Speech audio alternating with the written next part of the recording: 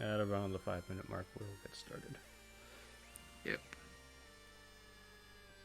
Gives everyone a chance to hop in.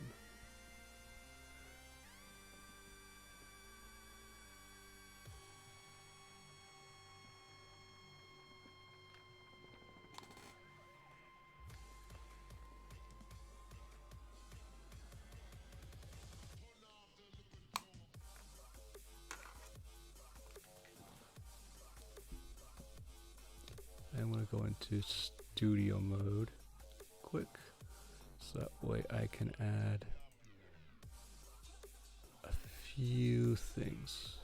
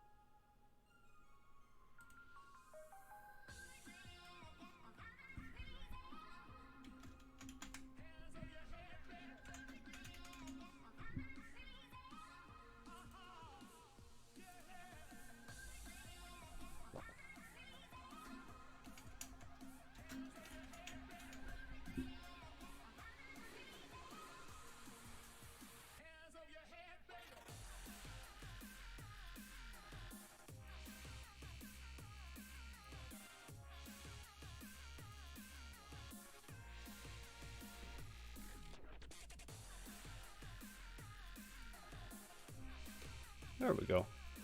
All right. Alright. Now, as we get started, does anybody see the server error message from the shout out in the chat? And hi, Ultra Furry, or Ultra Cute Furry. Yes, we do meet again. If you do see the server error message, then I will do a few things to fix it. If not, if it doesn't work, oh yeah, you see it. All right, let's see what happens if I do a shout out real quick. All right, so let me get out of studio mode, and then I'm gonna shout out Muppet.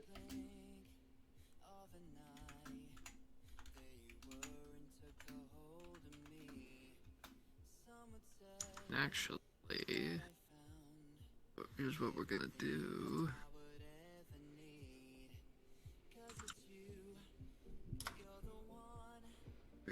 to. The guru must be down or something for maintenance. All right. I'll fix it next stream. But you'll see Muppet's link pop up in chat throughout this stream.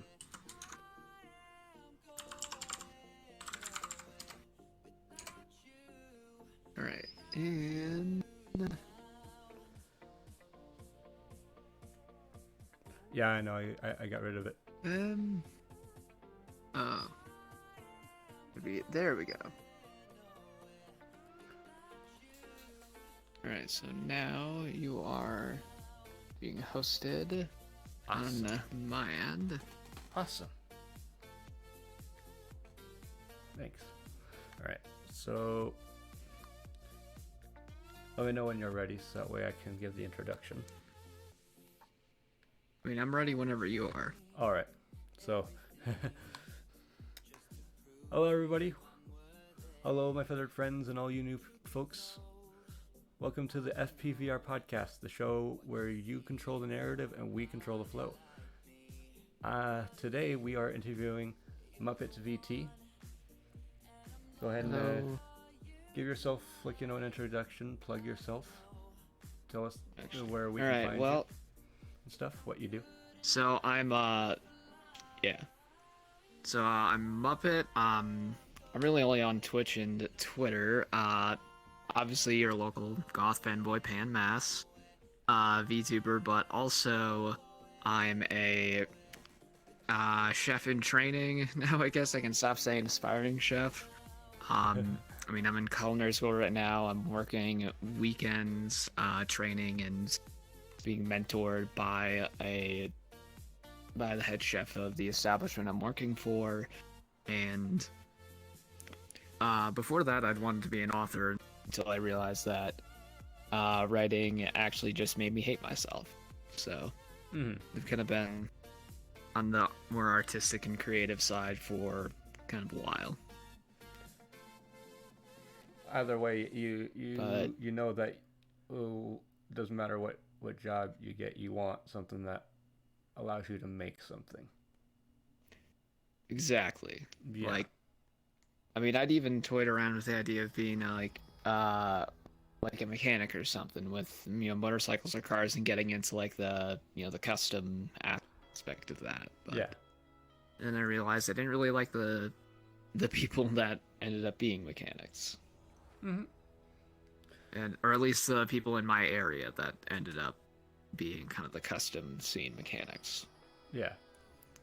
It's nothing personal. It was just, Yeah. All right. So, as we wait for people to meander into the chat, so I'm going to ask you some questions, and if we get questions in the chat, we'll turn to them. But so I have seen you mention that you've been that you are an aspiring chef a while, or you've been wanting to get into cooking. You've been in culinary school for a while. How long have you been in culinary school? So I've been in culinary school. So actually, this is gonna be the 7th week of the program, even though this is a week off. I just finished the first class of the program last Friday, and congrats. I start the next class on Monday. So Nice. I mean, the first class was just it was just like about restaurant management stuff, so didn't learn any new techniques or anything from that specifically, but okay. I mean, it was an easy class that they could do online. Yeah, because I could imagine COVID makes it really tough to teach cooking, since you're required to touch stuff that goes into our bodies. Exactly. And I mean, our the school I'm going to is still being very strict and on the overly cautious side. Pretty much everywhere in my state, because we're at the point where you can just go out and get a vaccine if you want it. It's not everyone's clamoring to get one. Most of the people who want it got it, who wanted it have gotten it by now. So it's at the point where herd immunity has been pretty much declared, and they've taken back, they've rolled back mask mandates and restrictions on, and restrictions on how many people can be in certain locations. They haven't fully gotten rid of the capacity limits, but they have rolled back the mask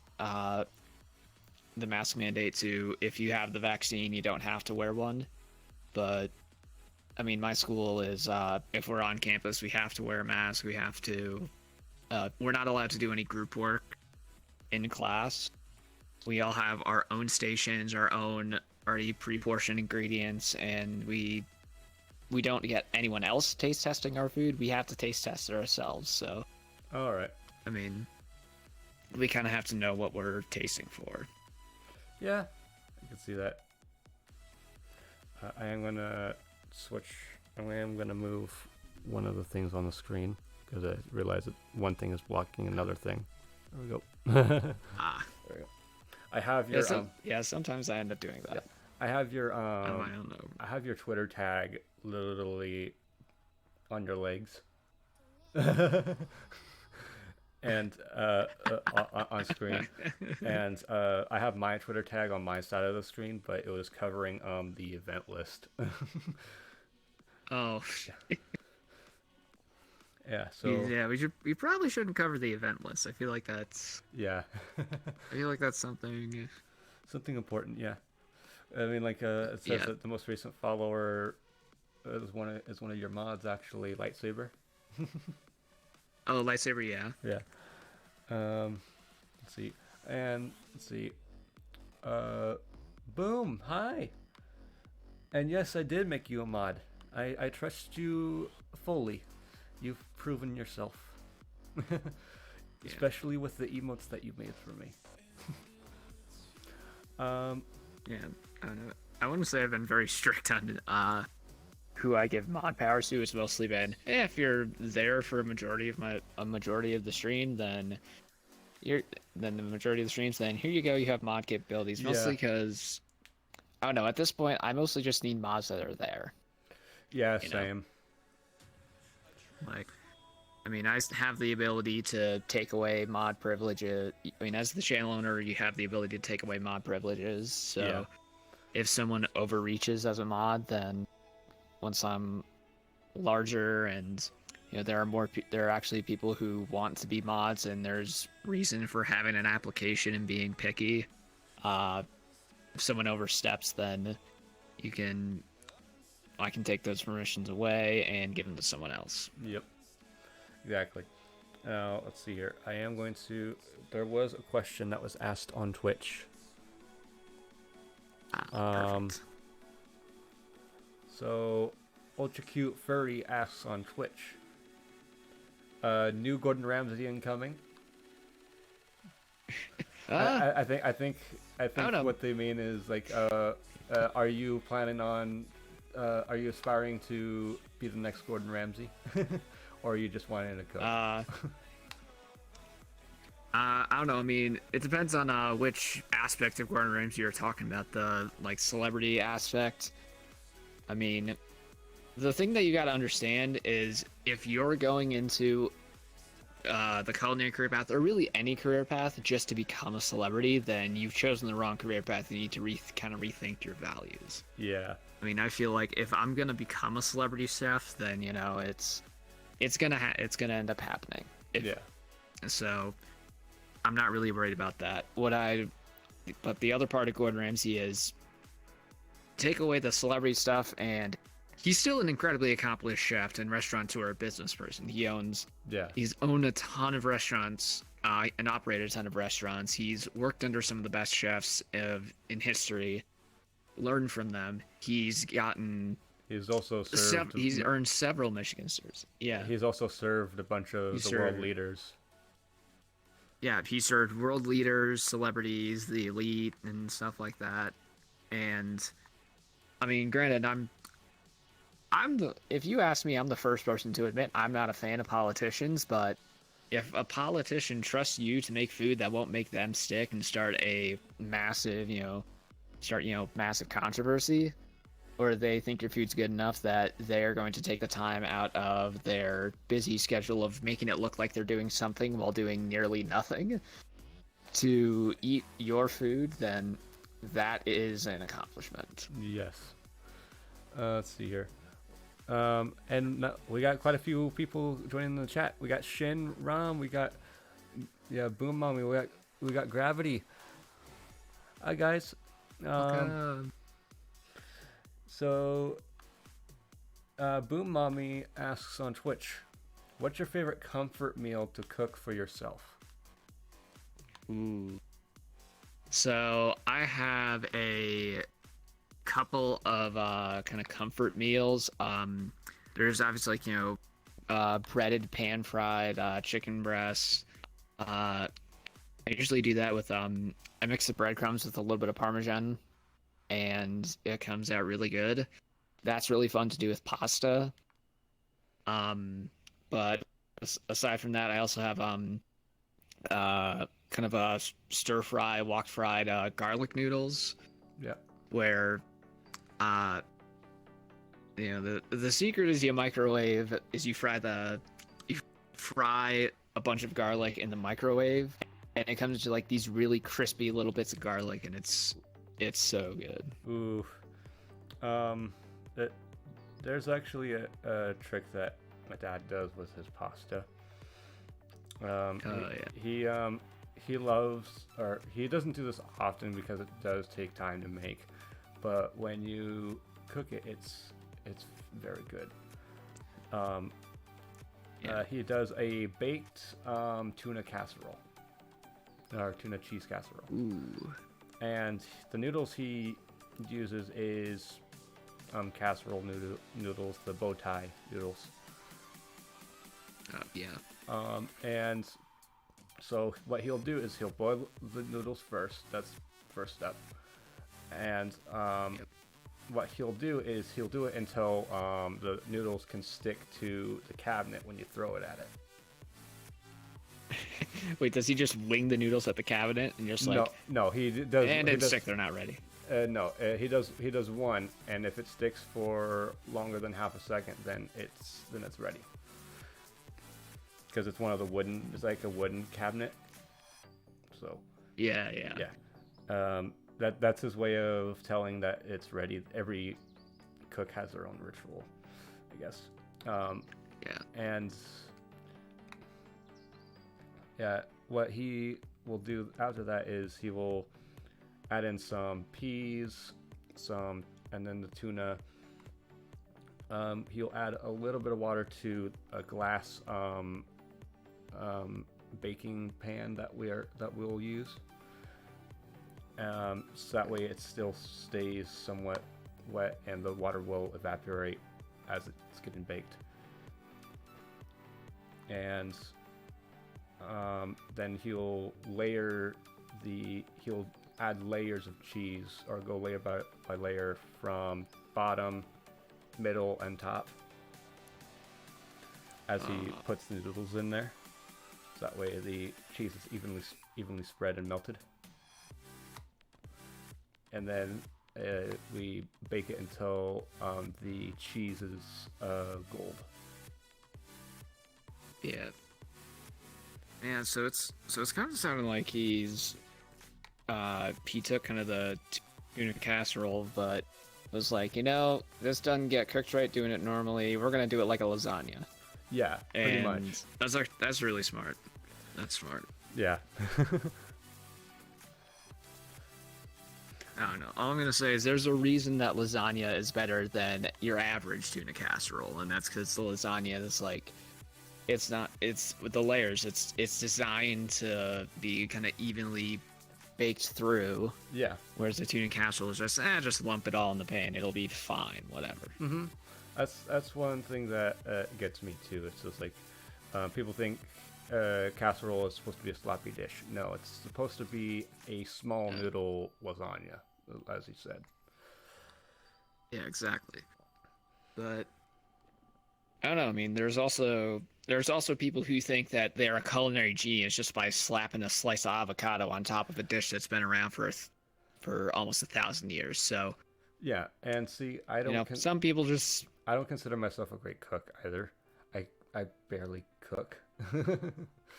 But when I do like to think that whenever I do cook, I do a fairly decent job because I know how to not burn or start a fire. Yeah. At least, and I know how to not. Yeah. undercook it. Those are the two most important things right there. At the end of the day, you know, I mean, people like to talk about, oh, good food this, good food that, good food is this, good food is that. Good food is just something that isn't undercooked or overcooked at the end of the day.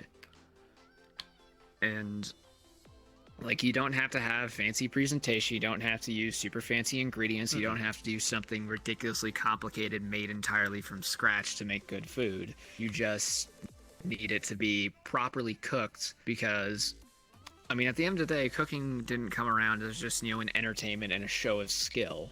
Cooking came around at the end of the day just because, eating raw meat carries a bunch of bacteria and viruses and parasites. And the act of cooking with heat at a high enough temperature for a long enough period of time kills those bacteria and parasites and viruses. Yeah, and it's a health thing at the end. And plus, it makes it taste better too, so it's a win-win. Yeah. Well, yeah. But I mean, once humans stop being, hunter-gatherers and nomadic, and they started settling down, they got really bored. And you can tell because there are a bunch of people who looked at, coconuts. Like, I mean, there was a guy who looked at a coconut and was like, man, I really want to eat whatever the hell's inside that thing. Yeah. And everything they was decided to... Yeah. Exactly. I mean, seriously, that's exactly... Yeah, that's how new recipes are created. It's a lot of trial and error in the test kitchen. And, well, I mean, what culinary training does for a chef is... and culinary training isn't just teaching you how to cook, but teaching you how to eat, teaching you the history of certain cuisines and the cultures behind them, and dishes, and why certain, why certain cultures use certain food items. For example, Japanese cuisine leans very heavily on vegetables, rice, which is, which is and has always been one of their most produced crops, because, in their area with their, kind of how their land was, it was easy to grow there. And seafood because everywhere in Japan is very close to the ocean. Yeah. At least, and trust me, compared to where I am, it's very close to the ocean. So everyone got seafood, and that's why, sushi and, seafood dishes, and shrimp tempura and stuff like that are incredibly common in Japanese cooking. Yeah. And then you go to, American cooking, and it's not as much seafood, and it leads more heavily into beef and pork and chicken and, homestead farm animals that people would keep. Yeah. All right. So, as we got new folks in here, because I do see a few new people in here that haven't been here before. If you're new around here, this is an audience-controlled interview. You guys control the questions that are asked. Just all I ask is please keep it professional and no politics. No politics. Yes. But we're here to have fun and have a conversation, and most importantly, promote Muppet and have everyone get to know him better. That's the main goal of this podcast. Yeah. I mean, end of the day, I'm here to have a good time. Yeah. And mean, I'm hoping everyone else has a good time. Yeah. Let's see here. 30 minutes into this, so yeah, we're not quite to that segment yet. So one thing I would like to ask is so you mentioned before you wanted to be an author. What got you into that? Yes. So honestly, it was during high school. I didn't really know what I wanted to do. I initially thought, oh, I'll go into STEM because, you know, good money. And turns out the STEM kids at my high school, specifically at my high school, I don't know about anywhere else because they were just such major assholes in my high school that I'm like, I don't want to touch anything STEM related again. Yeah. So I kind of left that behind. But I had, for most of my schooling, aside from one year, 7th grade, and I mean, if we want to get into detail about that, I can talk about it because, oh boy, we don't have to if you don't want nightmare. I mean, it's not something that, you know, is gonna make me have, like, you know, a breakdown or anything, because I mean, at the time I mean, even I understood, like, what she's doing is not right and she should be fired for it. But I mean, and it wasn't anything that's, or at least anything that I think was going to trigger someone, but it's like, you know, those stories on Reddit of teachers that people are surprised even still have a job, but tenure's a thing. Oh yeah. Yeah, she's one of those. She was one of those teachers. Of course. Yeah. Like legit have video evidence because it was me and a bunch of other kids in 7th grade that were like, you know, we think she's just throwing away the major assignments we turn in, and then with a day left in the grading period telling us, oh, you don't have it, you can turn it in now, and the most you can get is 50% because, you know, it's been that long. See, or you can just not turn it in. This is why I love the fact that we have social media now, because it's for exposing those people. Like exactly. Heck, I remember there was a school somewhere in the northeastern part of the United States. I don't remember the specific school, and but there was a massive class action lawsuit that was formed by the students. Because there was one specific teacher that was giving impossible assignments, because they were like, write 10 pages in 30 minutes. No. It's not like that. It's more of, so this is a language arts class, right?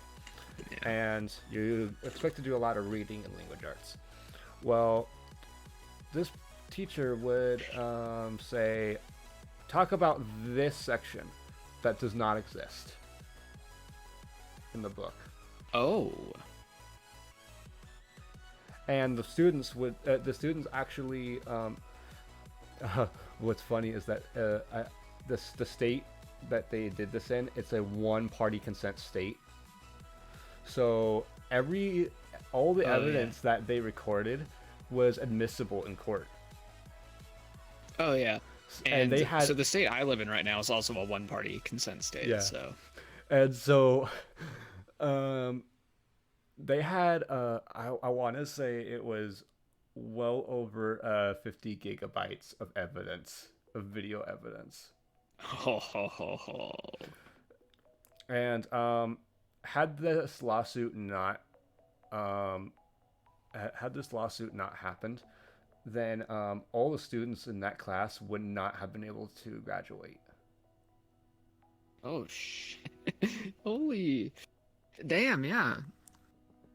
But yeah, no, we legitimately caught, and this is in 7th graders. But one of them had a GoPro, and he's like, okay, I have a way, and he ended up like because he did like a bunch of snowboarding that he caught on GoPro, and he was like, all right, he got like an extended battery pack for it.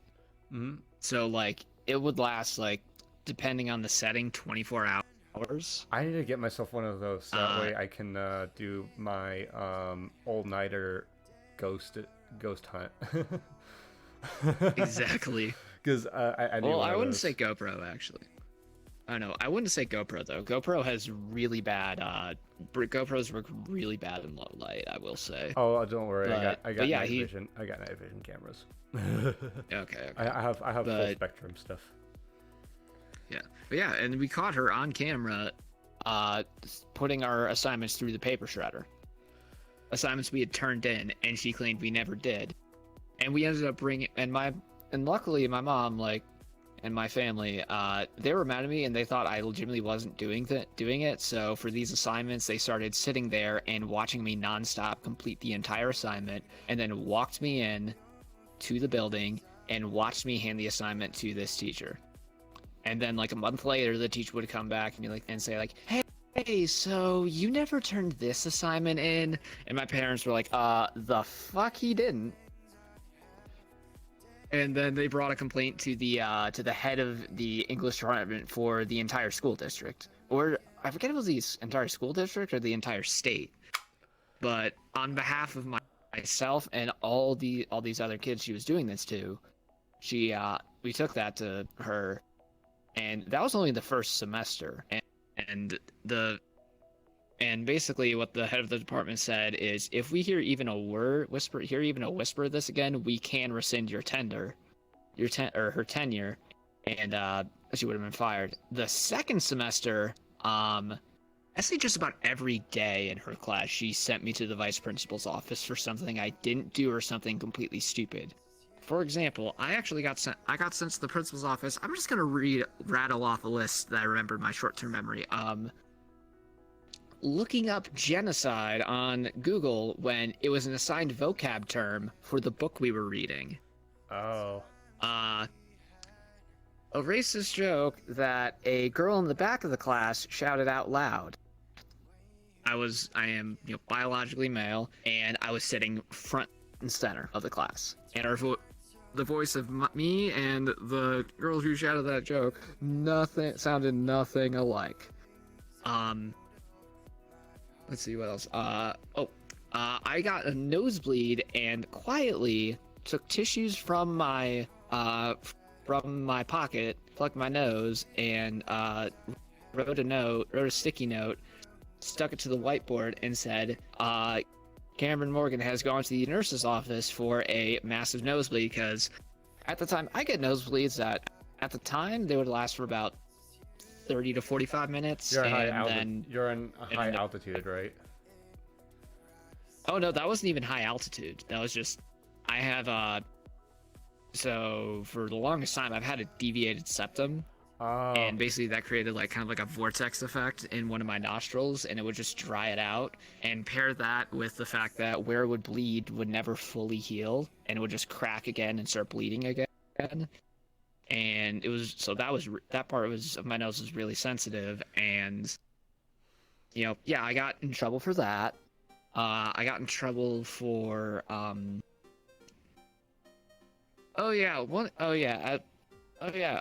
finished a test, handed it in, was sitting at the table reading the assigned book for class, and she got upset and said that I was cheating, even though she already had my test, and sent me to the office.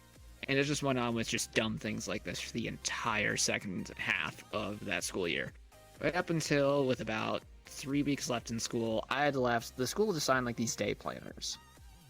And we've gotten off track, but I kind of want to tell this. Yeah. But these day planners. And I probably could have been like a kind of cartoon artist if this one event didn't happen. Because this is the kind of thing that did end up traumatizing me.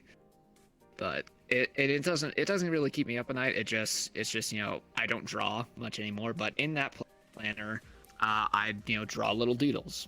Yeah. I'd use it for its intended purpose, but I'd also like draw doodles and stuff all over the place.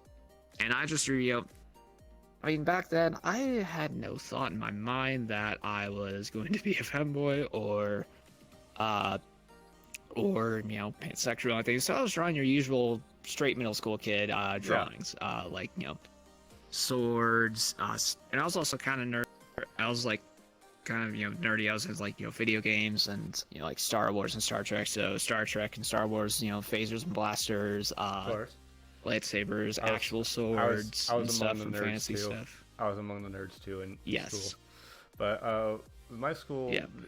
my school district, basically, I was lucky enough to be in a school district where you didn't really care if you were a nerd. It was just like, nerds are cool. Yeah. Yeah. The school district I was, because this is where so I was born somewhere in South Carolina, then moved to a town in Connecticut, and then moved to where I am now. Yeah. I lived in that town for like 12 years. That town in Connecticut for like 12 years. So this was in Connecticut. This wasn't, high altitude or anything. Mm-hmm. But, and in Connecticut, or really anywhere in New England, they are, sorry, New Englanders, but y'all are fucking assholes. I mean, I couldn't. Massachusetts is the worst. Massachusetts is the worst. There's a reason that you are all known around the country as massholes. Just maybe change that. I don't know. I'm sorry to be generalizing, but I also spent 12 fucking years living there, and you have the right to say that's this kinda just stuff since you experienced it. I got the right to say stuff. I bore a brunt of that. I wore a brunt of it. Yeah. But yeah, I had all these doodles in here, and then I also had like caricature doodles of teachers. And it wasn't all negative stuff or making fun of them. Some of them was just teachers I liked and accentuating the stuff that I liked about them, and then doing really cool things. Yeah. Like my 7th grade social studies teacher. He was super awesome. Directed all the school musicals. Like raced road bicycles. Did a bunch of crazy stuff. Was super into the Beatles. Every day wore a dress shirt and a bow tie. He was super chill and super fun and really engaging. Yeah. So I had characters of him. It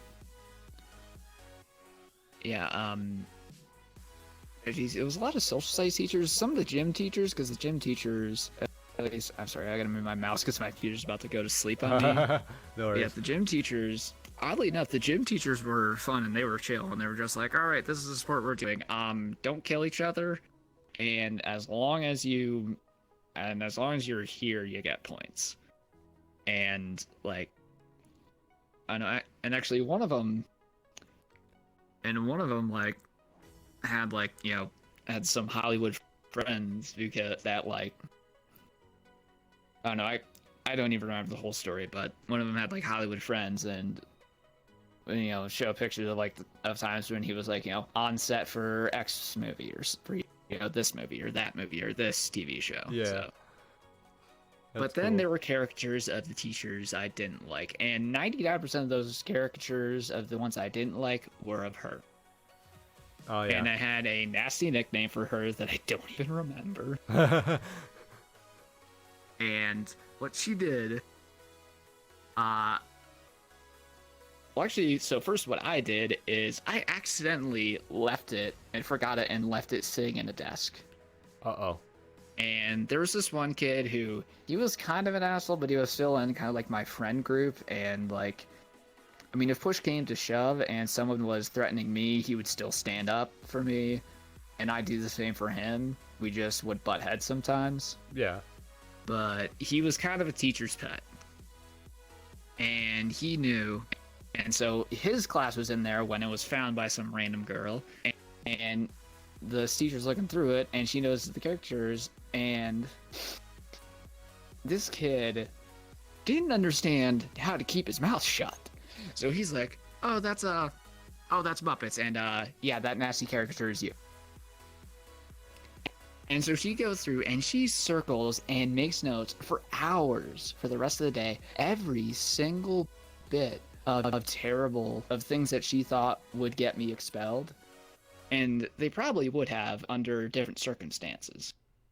Yeah. It's just that And she was already I mean, booked for stuff, which made her credibility not liable. oh no, it's not even that. It's not even that, but legitimately, like, and she went through, and one of my friends told me when she was like halfway through, and I'm like, because I've been looking for it, my friend's like, oh yeah, she has it, and I'm like, fuck, I don't want to go see her again, and all right, I guess I go get it back, and he's like, you better not go in there, and I'm like, why? And he's like, and this is different than who actually told him. He's like, because she's going through it, circling every single thing. And like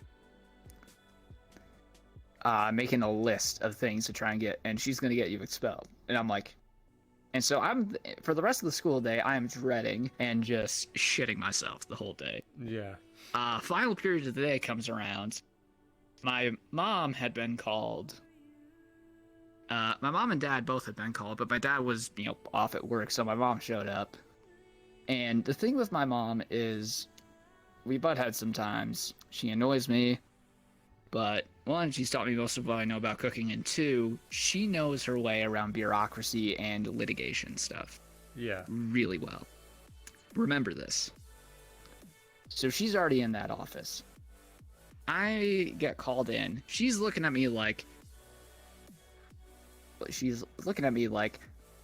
she gives me that look where it's like, she has this look where it's like, I don't know if you fucked up or if she is breaking some kind of law to prove that you fucked up, but I'm not letting you go down without a fight. Yeah. Because she knew this teacher, she hated this teacher. This teacher had actually come to find out that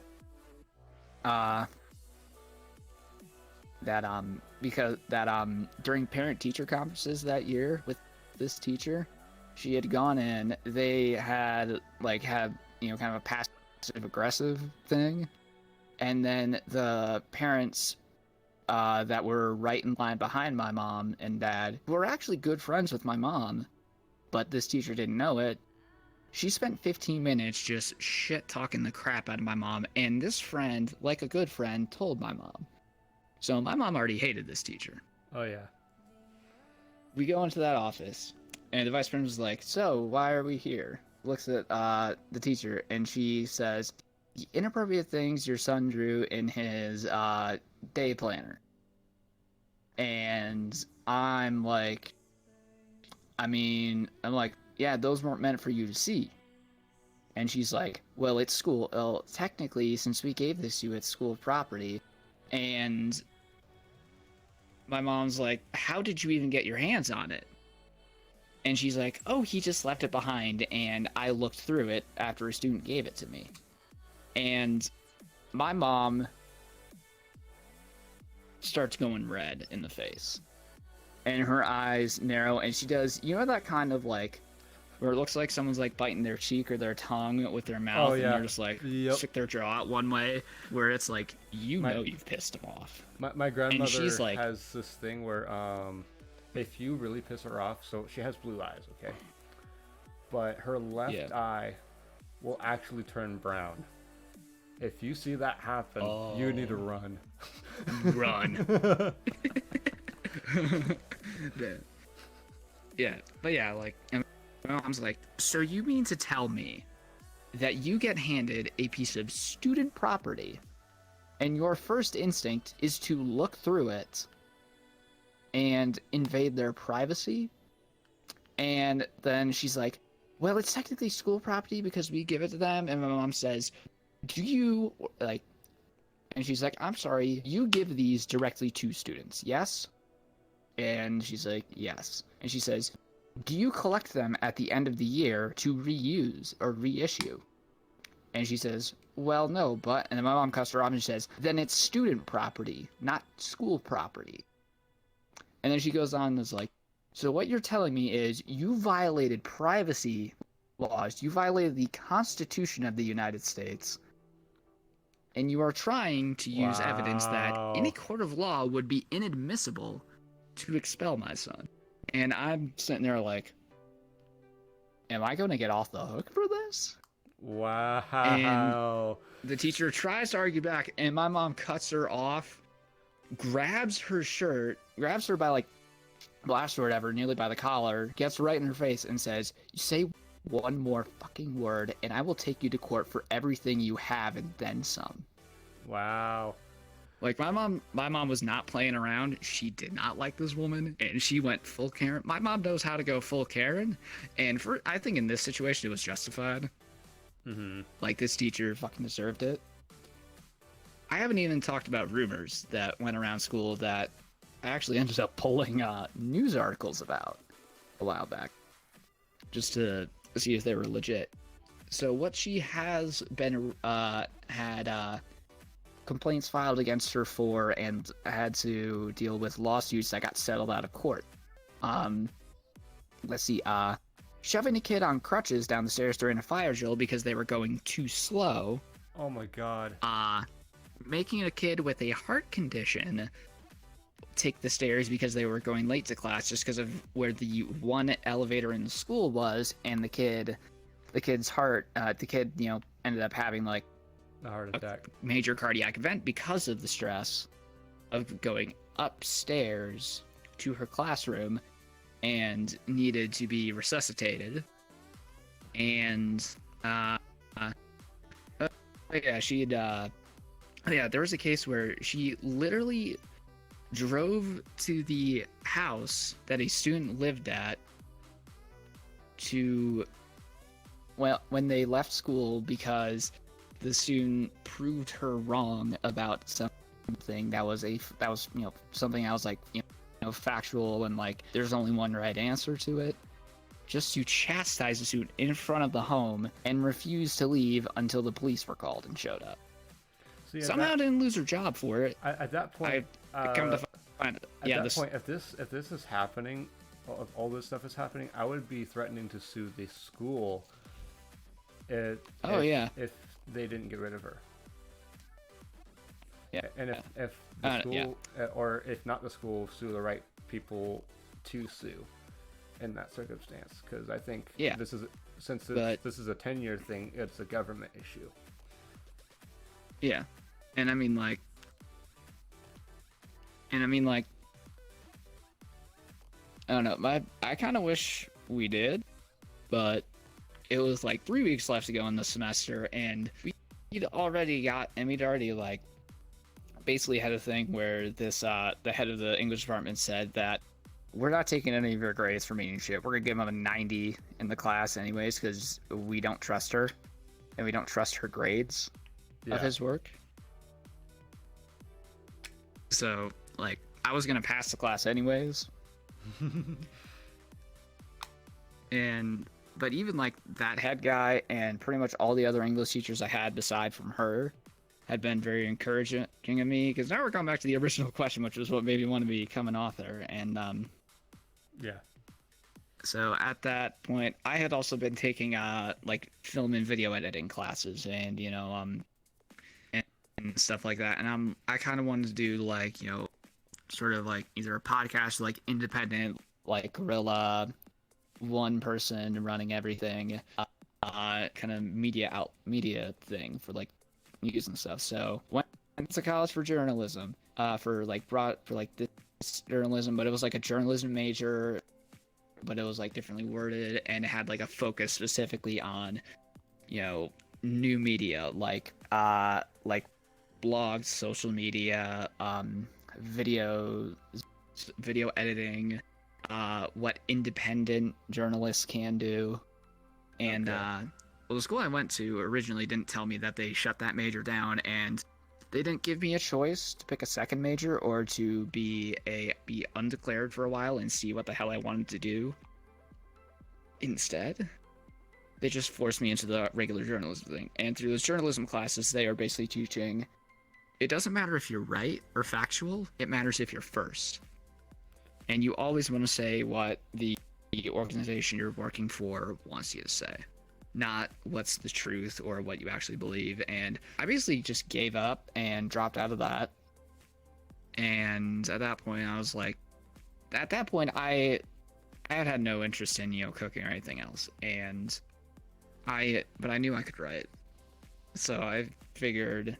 I mean, I had fun, doing like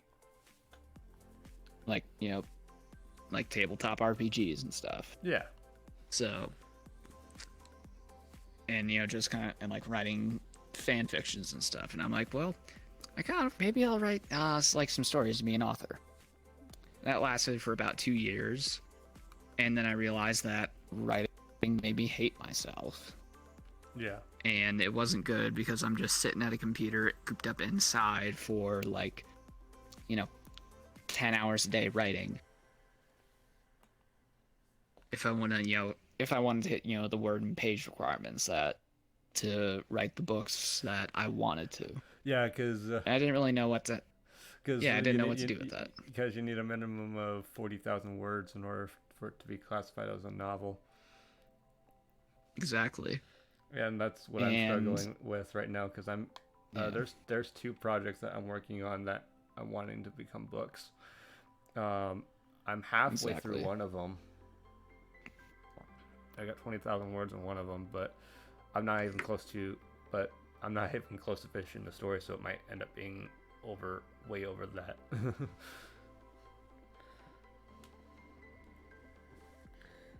Yeah. Yeah, it sucks that you had to go through that, but man, God bless your mom. Oh yeah, yeah.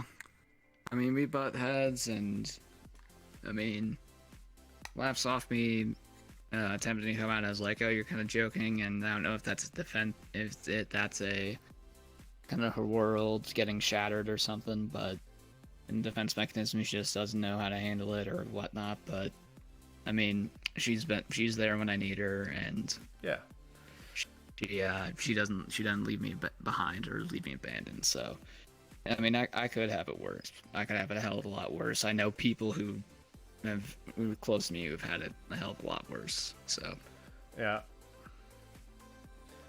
Let's see here. I mean, they can't all be perfect. I know, right? Yeah, but I don't know. I think like now with this, I guess I should probably, because all this realizing I didn't really like writing thing. That happened about the time the pandemic set in. Okay.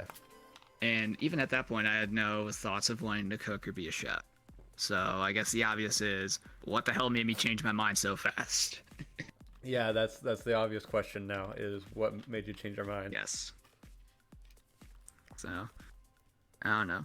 I don't know if anyone wants to hear that, but I mean, I think it's kind of cool. Yeah. Also semi-anime related too. Let's see here. Yeah. Well, 2 people said they had to go because one of them started starting a stream, and the other one has personal stuff to take care of. But I think we still got a couple viewers in here. They don't mind. Yeah. All right. Well, so during the pandemic, spending a lot of time, because like at the time I was doing community college, and I mean I was living with my parents. I still am, because basically the housing for my culinary school is more so they have a deal with these apartments in the city that it's in.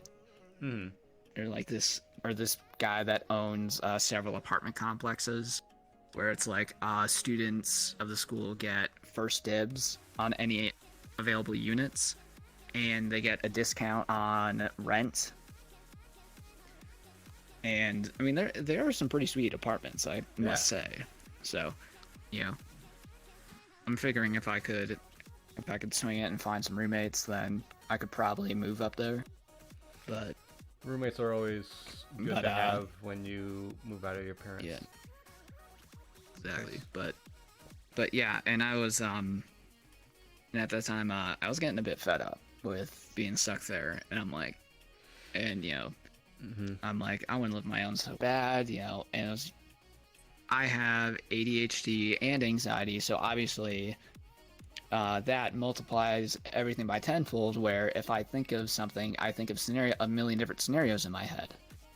And what I realized through all those scenarios is, well, first of all, I can't afford to live on my own, especially in where I am right now, where minimum rent for a crummy loft in a bad part of town is $1,500 a month.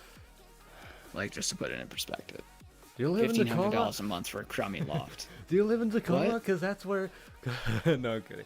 No, but like, seriously, it's insane how much the cost of living has increased since childhood. Yeah. Because like it used to be only $300 a month for a studio apartment. Yeah, and I mean like,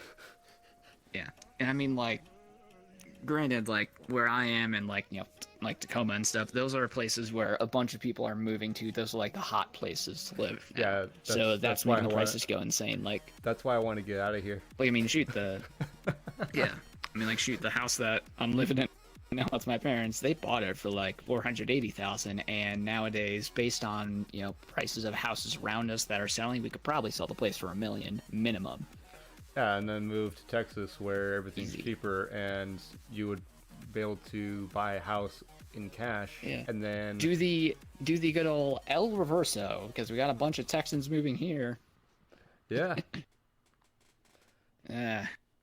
Also, PSA to Texans, stop moving to fucking Colorado, please. That doesn't really dox me. Colorado's massive. Yeah, it is. It is massive. Yeah.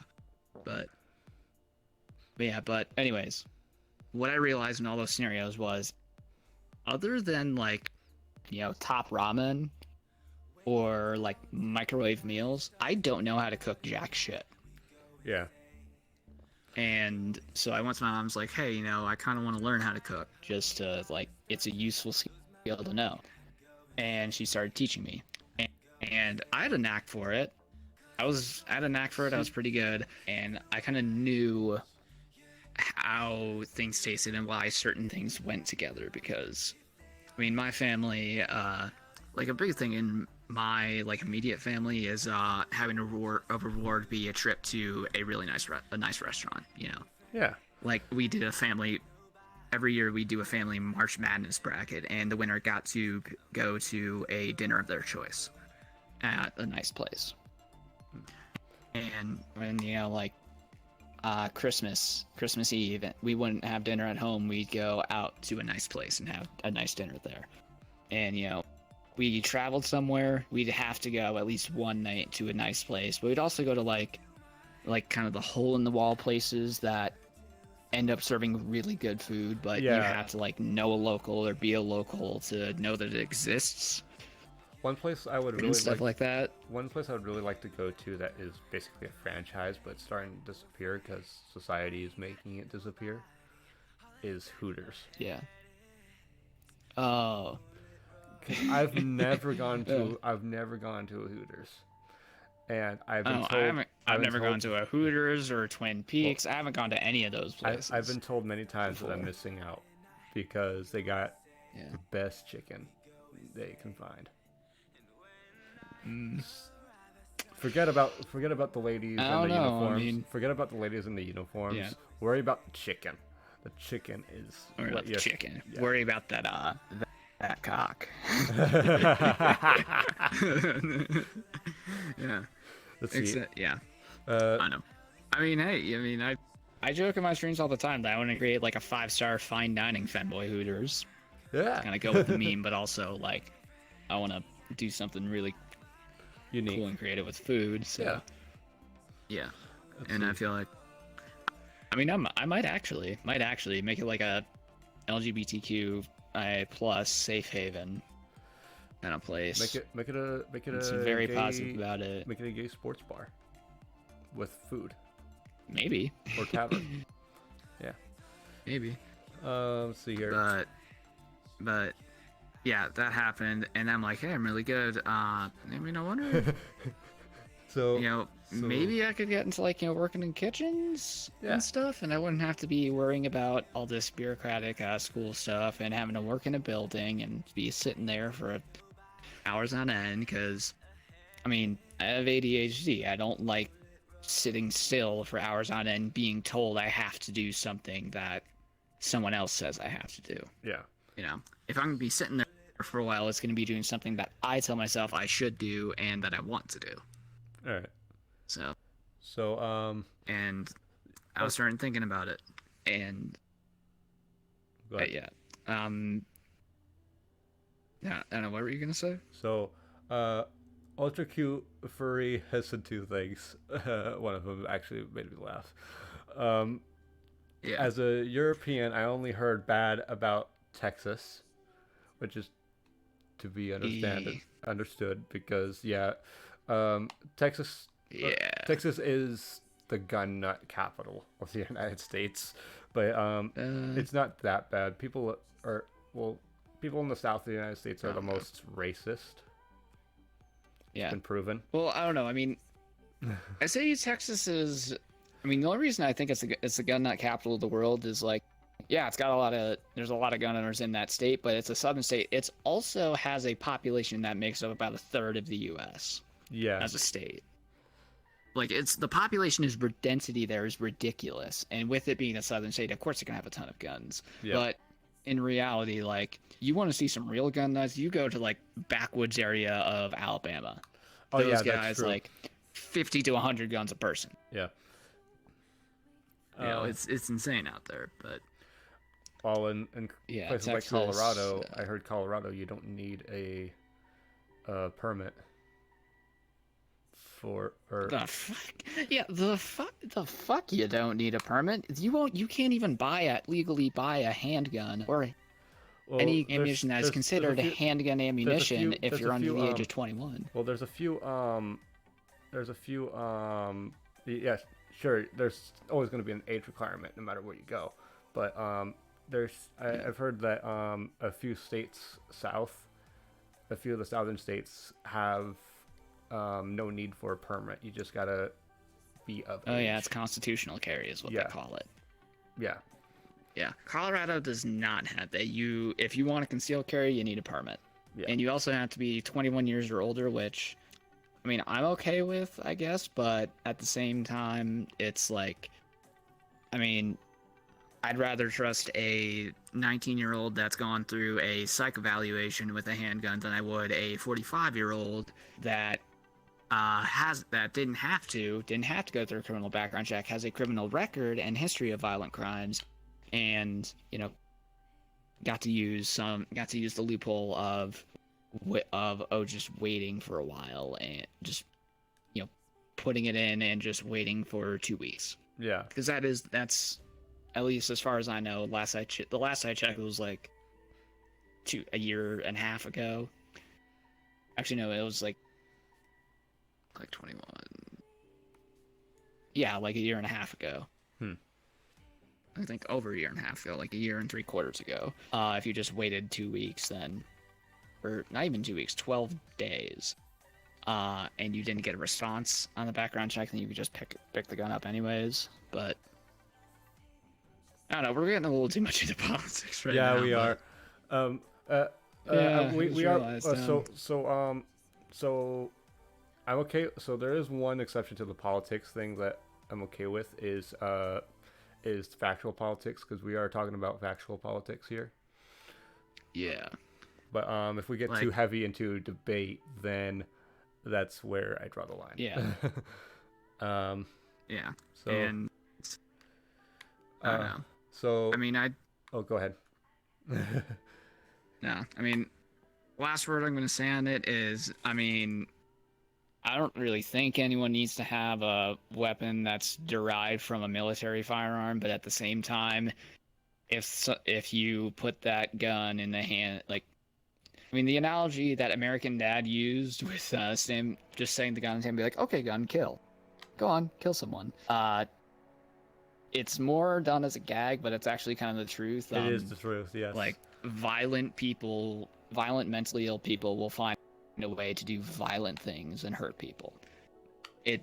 They'll just find another method to do it, and rather than banning one method just because it's more effective and stuff like that, maybe we, for starters, require people be able to get a psych evaluation, and also maybe stop treating mental health like it's a goddamn joke. Yeah. And start treating it like a serious thing. Stop with the stigma. Research it. Find actual cognitive and behavioral therapies. Thank you. And that don't involve just doping people up on opiates. Or on medications where there's only a 50-50 shot that it's going to actually help them out. Thank and you. As someone who, I mean, antidepressants are some of the worst culprits of this. Sadly, but yeah. But, so hey, so, what do I know? I'm just someone who was on 3 different medications for ADHD at some point, and they all killed my appetite. And partially because of that, but also partially because I just naturally have a high metabolism. I am 112 pounds as an adult. I'm 115. And I struggle. So. Let me we're gonna drop that now. Yeah. Let me scroll back up because there's quite a few things that got in chat. So, Ultra Cute Furry back on the Hooters thing was like, silence, wench. I don't want to be horny. I want chicken. I want chicky nuggies. I do not wish to be horny. The lightsabers I only in wish chat. For chicky nuggies. Lightsabers in chat. Yeah. Hi, lightsaber. Lightsaber. Alabama is second in being a gun nut capital. I could agree. Yeah. They're only second because they're tiny, and most of their population is part of the same family tree. Yes. Ultra Cute Furry also said, America is a strange place. Yes, it is. America is a strange place. I don't know. I mean, it's strange, but also, don't think that I'm just cracking down on the U.S. here with the mental health things. Like, the entire world needs to sharpen the hell up on it. Yeah, it's the Even world. the places that are more progressive about it, there's still a ton of stigma behind it. There's still a ton of issues behind it. They still push drugs as the first and foremost option. Yeah, because like if you look at they treat people with mental, it's just like they're a burden, like they're a nuisance. And end of the day, they're not. If you look at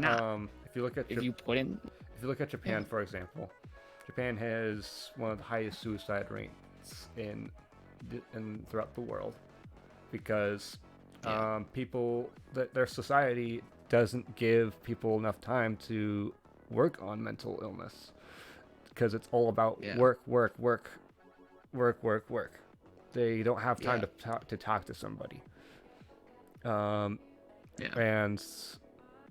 that's why you see so many people killing themselves in Japan because they just got no one to talk to. They don't have anyone to talk to, and also and it is also kind of a thing where they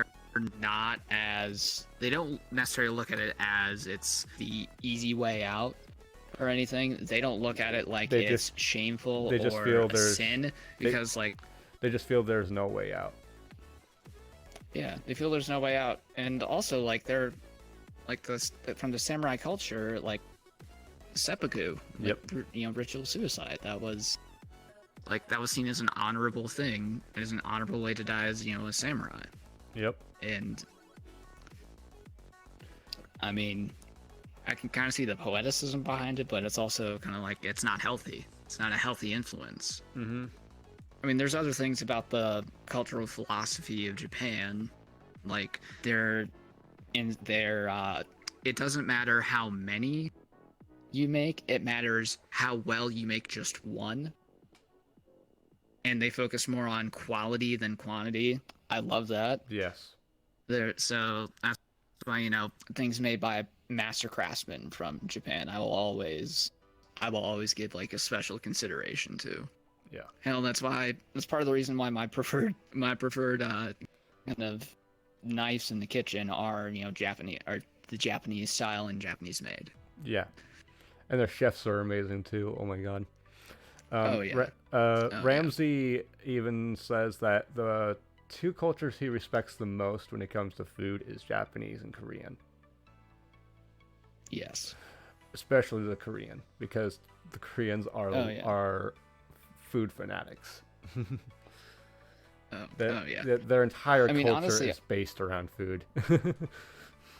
Yeah, and I mean, like, honestly, all the like those like kind of far East Asian cultures, like, you know, I mean, China, there's 5 different cuisines that come out of China alone.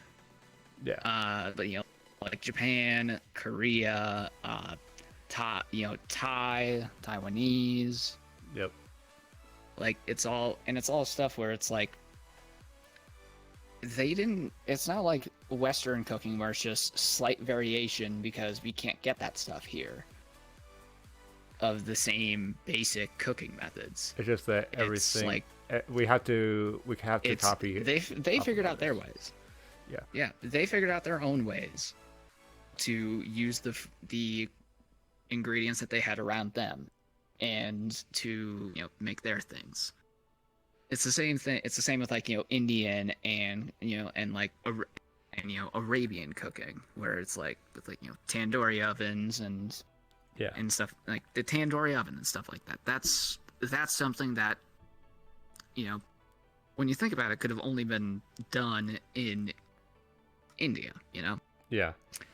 And, like, you know, like Indian curries where they use a lot of, you know, yogurt and goat's milk products for it. And all the spices that are unique to their region. And, you know, it's like those, like, kind of cultural types of cooking. It's keep talking. I love setting up one other thing. Keep talking. But oh yeah, I didn't even get to finish kind of how I went full on into I want to go to culinary school. But yeah, at the time, you know, it was still during the pandemic, and it was during the summer break for community college at the time, because so I didn't actually stop going to community college until like the very start of May. Yep. And then I had a week between that and when I started culinary school up. But so yeah, during the summer, and like it was in like July or something, was when I like fully went hardcore into everything, got myself my own knife for the kitchen, and I started watching, you know, kind of meat and stuff like that. And I watched, you know, Gordon Ramsay clips. I watched like other stuff. I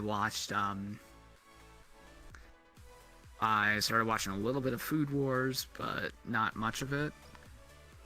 But then I watched the movie Chef by Jon Favreau. And I watched that movie, and I saw that movie. And I saw, it was kind of like the perfect representation, and like it really like hit home with me, because it was a, you know, similar thing with me where like food has this emotional value. It's not just nutritional. It has this emotional and slightly hedonistic value to it of enjoying good quality food and stuff. And, you know, the best food isn't always, oh, this super fancy, let's price it as high as possible and make it with the most expensive imported ingredients possible to impress rich folk. It's make something that you love, you have an attachment to, and, you know, do it your way with, you know, ingredients you got at a local market. Talk to who you want, cook with your, and, you know, do something fueled by your burning passion. Yeah. And yeah, the Chef movie sent me over the edge. I'm like, okay, I want to do this. And I spent months researching culinary schools. I researched culinary school, different culinary school after culinary school. I researched Culinary Institute of America and the city where that is. I researched, you know, everywhere. I researched smaller places, places that were in town for me. I researched places that were far out of state. I even researched places that were overseas. I even researched, like, there's a culinary school that was, like, it was mainly English speaking, but it was based in Japan. It was, like, based in Japan. Their campus was in Japan. Yeah. And I was almost all for going with that, but then I looked at the tuition price, and I'm like, okay, that's a bit fucking much. That's why That's why the school I'm going to right now is for game design. It's a non-profit school, so it's going to be cheap, but they all their intentions are good. You know it's good. Yeah.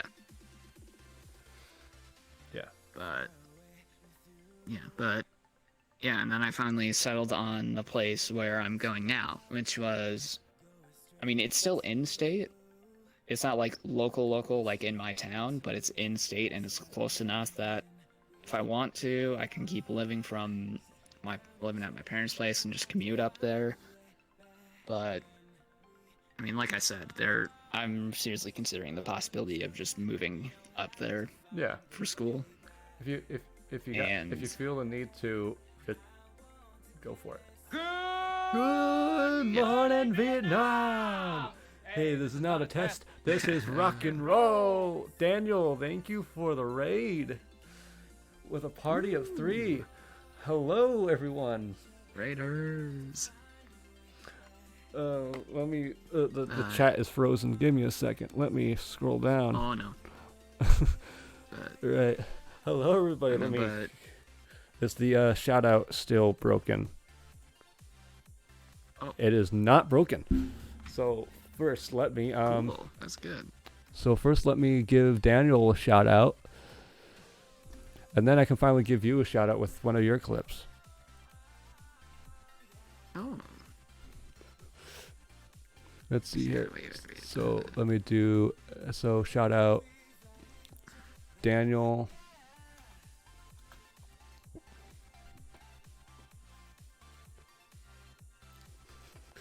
You've been listening from the start. Thank you.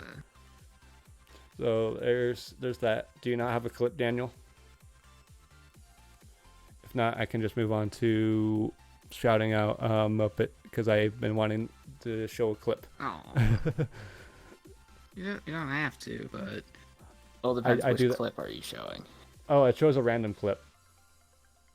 Oh. Yeah, it's random. Is it just a random clip that you have? Or? No, it's a random clip from your channel.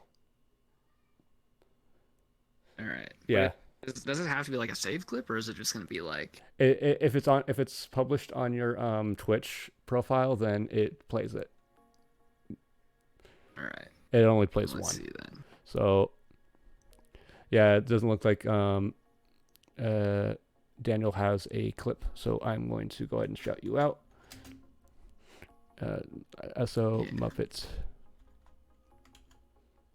_VT.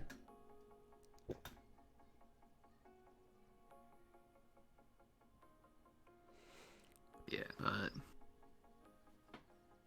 let's see if it works. Yeah, anyways, the chef movie sent me over the edge. I basically just binged as much food related content, and that was like, Hell's Kitchen Nightmares, the Chef Show on Netflix. They made a kind of a show where Jon Favreau and Roy Choi, who trained him and taught him, and was like a big resource for the. It's a Pokemon clip. Oh fuck! Don't tell Bun Moms I said that. Don't tell them. Don't tell Bum Bums I said that. Don't tell Bum Bums I said that. Yes. Oh. All right. So we are an hour and 20 minutes into this.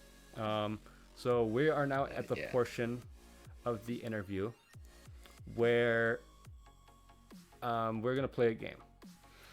It's called I call it Feth's Air Raid Questions. It's gonna be so I have a list of questions on a document, and it's 20 questions. I pulled random questions from the internet. I haven't looked at them. All I know is that there's 20 questions. And so, all right. Your job is to go through the questions and answer them as clearly and quickly as possible. All right. Okay, so speedrun tactics then. Speedrun. Yep. I knew you would like this because you love speedrunning. Yes. Yes.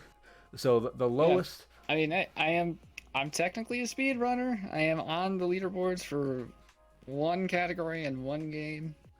But So I the mean, that lowest. counts. That counts. So the lowest someone has done this was 8 minutes. 8 minutes. Yep. And that was All Avandaria. right. That was Avandaria. Of course, it was Av. I know Av. She does talk pretty fast. Yeah. So I can talk fast too. I just need to talk in a straight line. All right. So give me a second. Let me look at the clock. Make sure it's at a calculable time for me in seconds, and then I can start. I'll start what the time will start as soon as I ask the first question. All right. And what's the best thing that happened to you this month? I mean, it was definitely actually getting through my first culinary school class without any like major issues or having to drag myself out of a grades hole.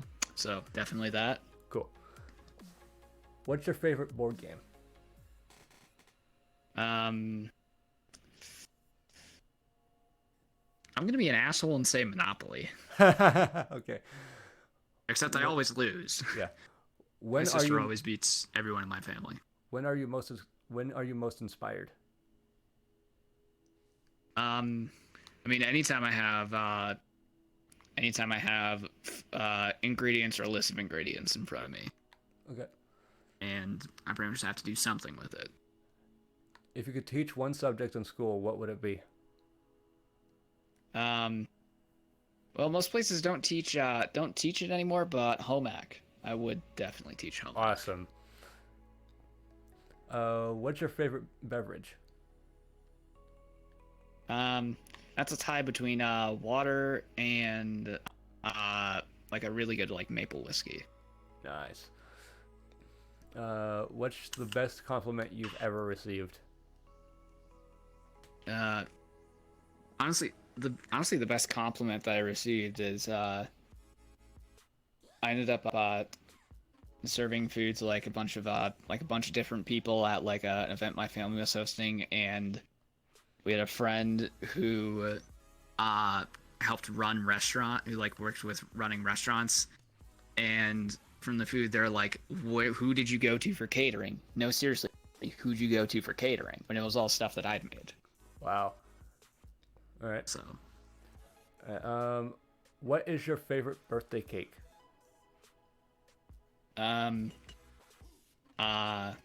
actually, this is a good one. One of my sister's friends is like this really fantastic baker, and she ended up making me a cake that was just basically it was like a red velvet. It was like red velvet, but with like little chocolate chips, and like the tiers were separated with like a cinnamon maple frosting. It was so good.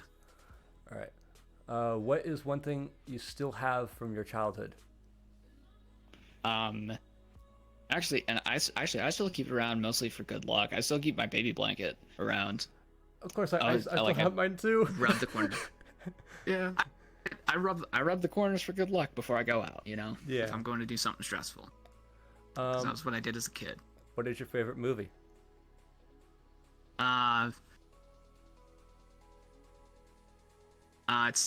It's not Chef. My favorite movie is actually, why am I fucking forgetting the title? You know what? Fuck it. We're gonna say my favorite movie is Chef because I can't remember the title of my actual favorite. All right. What is something you can't do? No, I can whistle. I actually can't. I can't touch my toes. Okay. Window or aisle seat? Window seat gives you a little bit more room to kind of, Yeah. kind of lean away and like press yourself away from people. Let's see here. What makes you laugh no matter what? I have the mental maturity of a 5-year-old, so fart jokes. What does creativity mean to you? Uh, it means that you could be given the same materials or ingredients 10 times and create a different thing every time. All right. Um, what are your favorite lyrics of all time? Um, oh shoot, it's I don't know. I mean, there's a bunch of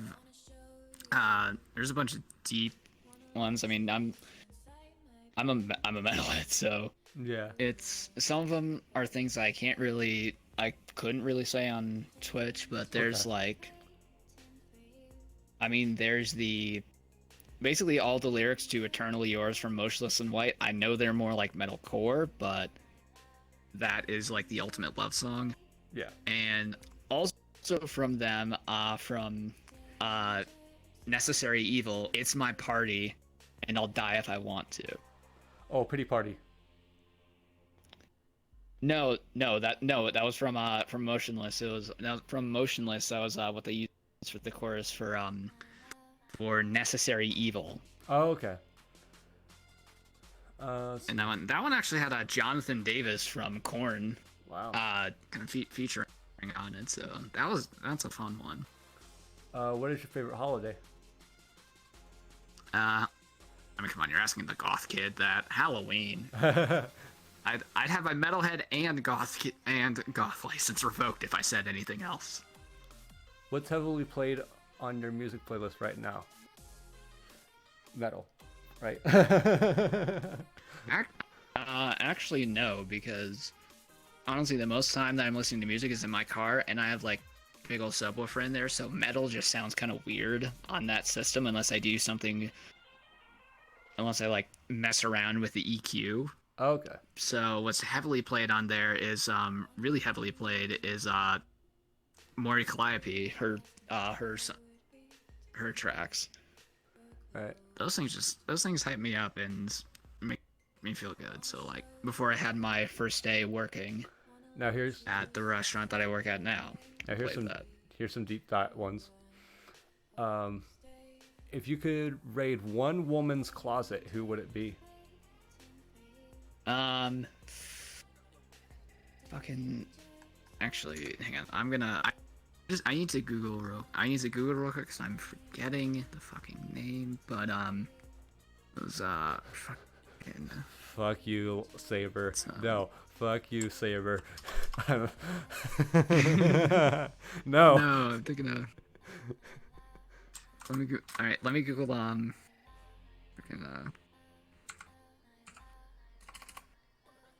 okay, I gotta go to YouTube, look up the song just fine. There we go. Eagle Flies Alone. Arch Enemy. Freaking what's her? Arch Enemy.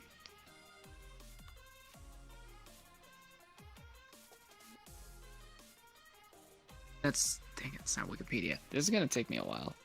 Okay, let's move on to the other questions, and then we can go back. Okay. What did you want to be when you grew up when you were 12? When I was 12, I wanted to be an engineer. All right. And I met all the STEM assholes. What is something you will not be doing in 10 years? In 10 years, well, hopefully living with my parents. Yeah. Uh-oh. Name somebody you've met on Twitch you would date and or marry. Emery. Emery? I mean, I don't think that's a secret.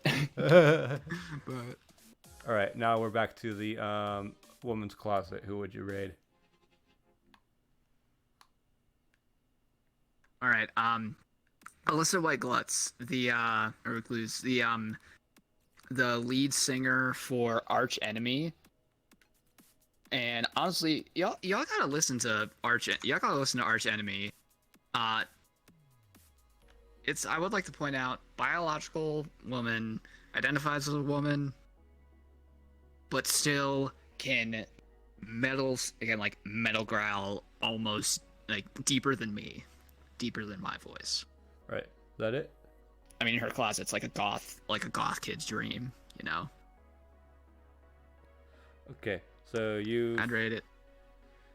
So you did it in 9 minutes and 20 seconds. 9 minutes. Yeah. I took too long with the googling the amp with not knowing it, with not remembering her name, but yeah. And also I would like to point out, there's a bunch of people who are thinking, whose underwear do I want to sniff? Because I know all you degenerates in the VTuber community. I'm right there with you, you know, but no, I'd be taking the thigh-high platform boots. I'd be taking the like dresses and skirts and fishnets and like arms, like the sleeves for the arms and stuff. Lightsaber, you're allowed to post links. Just make sure it's related to the topic. That's it. You wanted to post the link of the song that you were mentioning.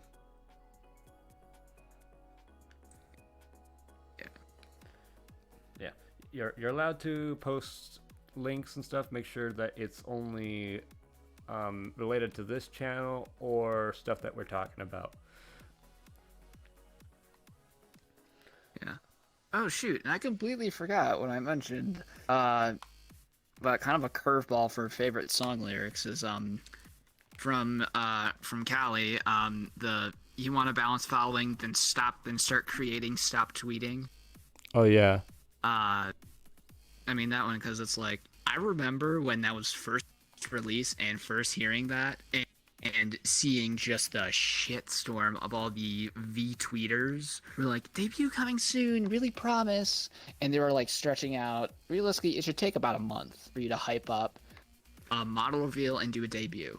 That's the maximum amount of time it should take for you to kind of do a debut or a re-debut with a new model. Yeah. But these were people who were taking like 2, 3, even 6 months to get to the debut and reveal their model and hype everything up enough. And when they actually debuted, they were shit. They weren't entertaining to watch. And just the shitstorm that it caused. But then also looking at that, because at the time that came out, I was still like putting things together in my head and thinking, you know, logistically how I would do things, you know. I still don't really have much money that I could spend on a model. I had to start thinking, you know, what are ways I could do this? And okay, and you know, what are ways I could get, you know, overlays and stuff? And the answer for most of those came free use off booth. Like my overlay on booth is free to use thing. My model on my clothing and accessories is off of booth, free use. You know, like I put my model together myself with textures off booth and in Vroid. Yeah. Like the biggest piece of advice I can give to someone who wants to be a VTuber but doesn't have the money to pay for like a full live 2D model or even just like a half body live 2D model is just download Vroid, pull some free assets off of booth. You can re-debut, redesign, and get an official model later on down the road. Don't dump $250 or more into just one aspect, mind you. That's just one aspect of, you know, what is like an endeavor that it's going to take a while for you to find success. I mean, it took me a month to hit affiliate, but it still isn't like massive success. I still have not earned enough to get a Twitch payout. Yeah. So I mean, it's like, you know, it's going to take a while, and you know, there are people who by now would have just given up, thrown in the towel, and just stopped. Yeah. See, like I'm still going. I'm basically I as much as I would like to do this as a career, I know it would take a while, but I'm mainly just doing this as a hobby, you know, because I got nothing to do on the weekdays. Thing is, so right from the get-go, honestly, you're gonna do just fine and hang in there just fine if your mentality is, I just want to do this as a hobby to see if I can. Like, my mentality going into this was, I'll just see if I can. Just, Yeah. see what happens. Just do it. Just, have something where I took the initiative, I got everything together, and I did it, and I didn't really get that much help or free handouts from people, or have, like, a family member bankroll it or something. This is like my kind of thing for fun, little hobby. Yeah. And I mean, even if I hit it big and I get blow up and it sticks around to the point where I could make a living off of it, I'm not going to, because you know why? I love cooking too much. I love cooking, and I love the restaurant, like the industry, restaurant kitchens, and working in there so much that. Well, me on the other hand, I sort of would take the opportunity to make a living off of it, because of what I actually want to do as a career is I want to make things, game or story related, and I feel like I would have more time or more freedom to do that if I were to make a living off of streaming. Oh yeah. Yeah. Because plus, like, you have a platform to announce the game on. You can generate hype for the game, and you can get that game circulating to a bunch of people if you're at the popularity level of. You don't even have to be like V Shoujo or Hololive level popular. Because like I've mentioned this a few times. I did go and get a business license recently.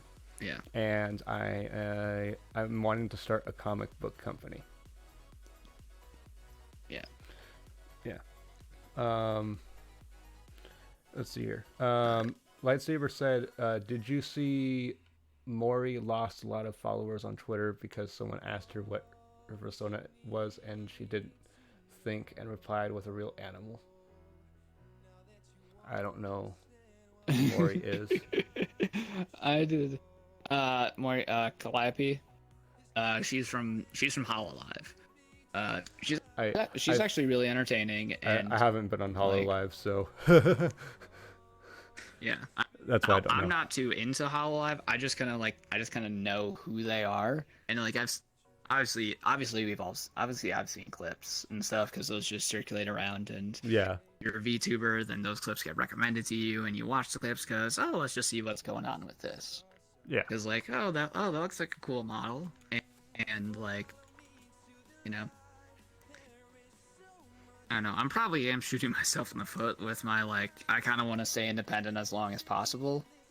I mean, there are like, I did submit, kind of half as a joke, submit an application to a VTuber group that's based in Japan, but they want to have like an English-speaking side, and they're fairly big with fairly big pull and fairly popular. Nowhere near V Shoujo or Hololive, but they're still like popular enough. Yeah. I did that for shits and giggles. I know I'm not even gonna make it past the preliminary, just looking through the applications. Well, but it was still like a shits and giggles thing. One of the reasons why they'd have to. Go ahead. Yeah, I don't know. Basically, I'd have to go enter like full-on contract negotiations, and basically like, I would go and have a lawyer look through it, and until I like no strings attached, I'm allowed to make the content I want and do what I want, and also have a job as a chef working with it. Yeah. Then then I would not sign a contract with the group. Because I mean, the thing is like. Well, one of the reasons why I haven't personally made an application is because I feel like I already have a group, with Mooney, Avandaria, Zake, you, I would totally consider being part of the group. Yeah, And Gravity. There's a few people that I met that I would totally be considered part of my group, because I've bonded with these people faster than anybody I've ever known in real life. I mean, shoot, like, I know people like talking about inspiration. I mean, honestly, today, Restar was my inspiration because like I just gelled with them just like that. Like popped in the first stream and within 15 minutes with interacting with them through the chat. I mean like, and they like off of my messages in chat. Not only were they like responding and having a good time with it, but they were like building off of that and making jokes. Yeah. And some really funny jokes, subbed. And I'm like, and after like a couple months, I'm like, why don't I give this a shot? And I spent months, thinking about it, trying to put together a model in Vroid, figuring out a schedule that would work for me, making sure I, had a set place where I could stream and I could get, good audio. Yeah. And like, it didn't feel like a lot at the time because I took it one step at a time, but talking about it, there is a lot that goes into kind of fully taking the plunge into it. And I mean, I haven't made it official, like, oh, this is officially, pre-debut stuff, but I mean, I'm mostly trying to, kind of build a base kind of around me. Like, and once I get to a point, once I get to a point where I can, I'm going to be like, we're officially in the pre-debut. Yeah. And speaking of Restart, Chaos actually, speaking of Restart, Chaos actually recently, heck, last week, she finished my model. Ooh. So now I'm just gonna get. I remember she was working on. Yeah. She was working on your model. Yeah, dude, it looks so good. So what I did was. Oh, she's so good. Yeah. So what? So all I gotta do is get it rigged, but so me knowing how understanding like how hard art can be, especially when it comes to commissions, is so my rule of thumb is to always tip who you commission. Oh, yeah. And so I mean, I commissioned her about at the beginning of June, and she started working on mine. I want to say 2 weeks ago, or a little bit more than 2 weeks ago. She finished it, and I want to say 2 weeks. And she was able to do very well with what little I had as far as concept images went. Like the best I could describe to her was think John Constantine, but with this and this instead. Yeah. And she was like, I could try, and she nailed it. I think what I'm gonna do is do one of those things that I see a lot on Twitter where you have the image blacked out with the retweet and much. Like different tiers. Yeah, different tiers and have it on. Which actually retweets. On that. Yeah. I know. On that subject, though, I know this is a kind of like a semi-hot topic, but how? And chat, you can answer on this too. How do y'all feel about like people setting the goals for revealing parts of the model as follower count based instead of just this many retweets or this many likes? Actually, we're actually getting to the part of the interview where you ask me questions now.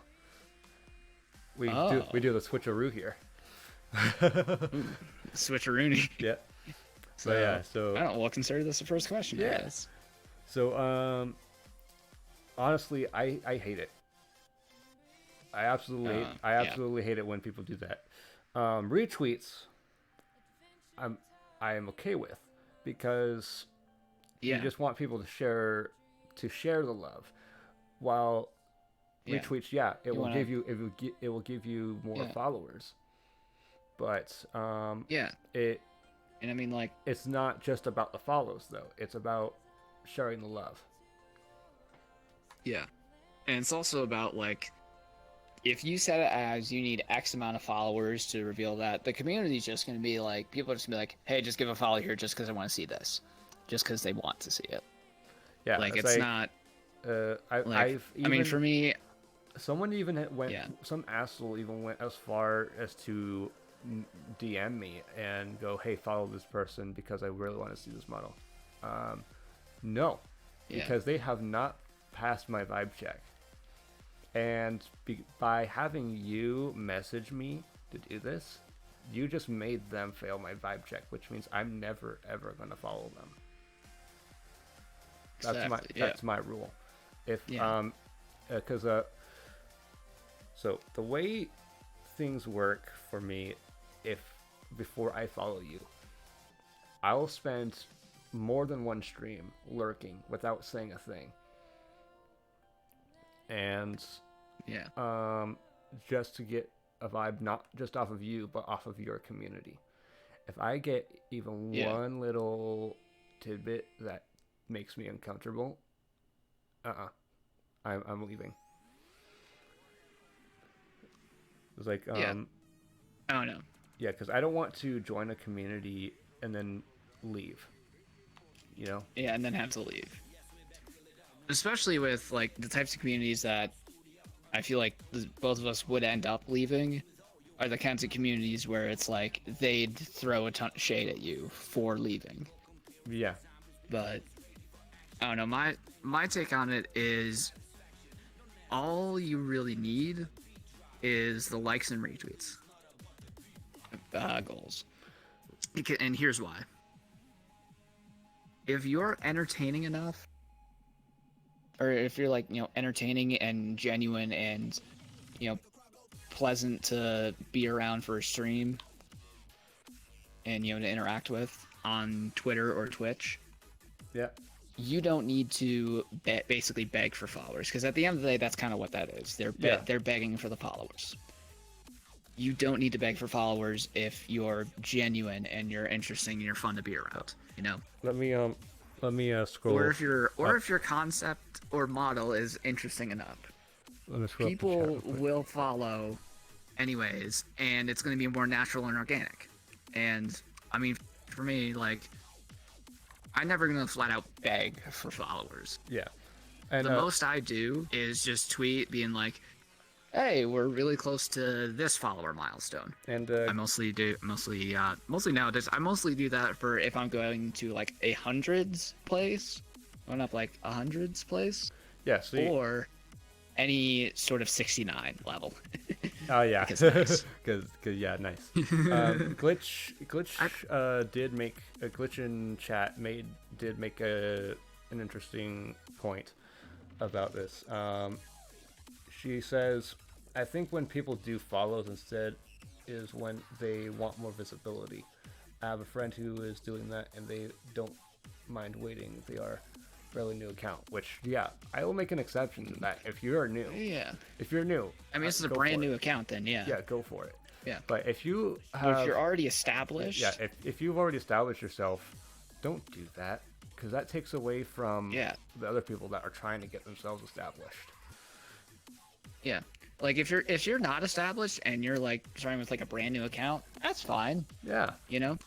You need to establish yourself. You need the followers there in order to have that community to begin with. Because starting with, like, no marketing, no followers, nobody knowing who the hell you are or where you are or what time you're going live, it's going to be real slow. And it's going to be real hard, and it's going to kind of eat away at your will and your willpower. And another exception I do is I will make, because I've done this, and I'm still doing it now because it ends July 4th. I am currently doing a giveaway on Twitter. That's the other thing. Yeah, I'm doing a $60 Steam gift card giveaway. And the rules I have set are you need to follow me on Twitter and then retweet it. Yes. The reason why I want you to follow first is because it's not to, expand my audience or anything. It's to make it so that way, I'm more.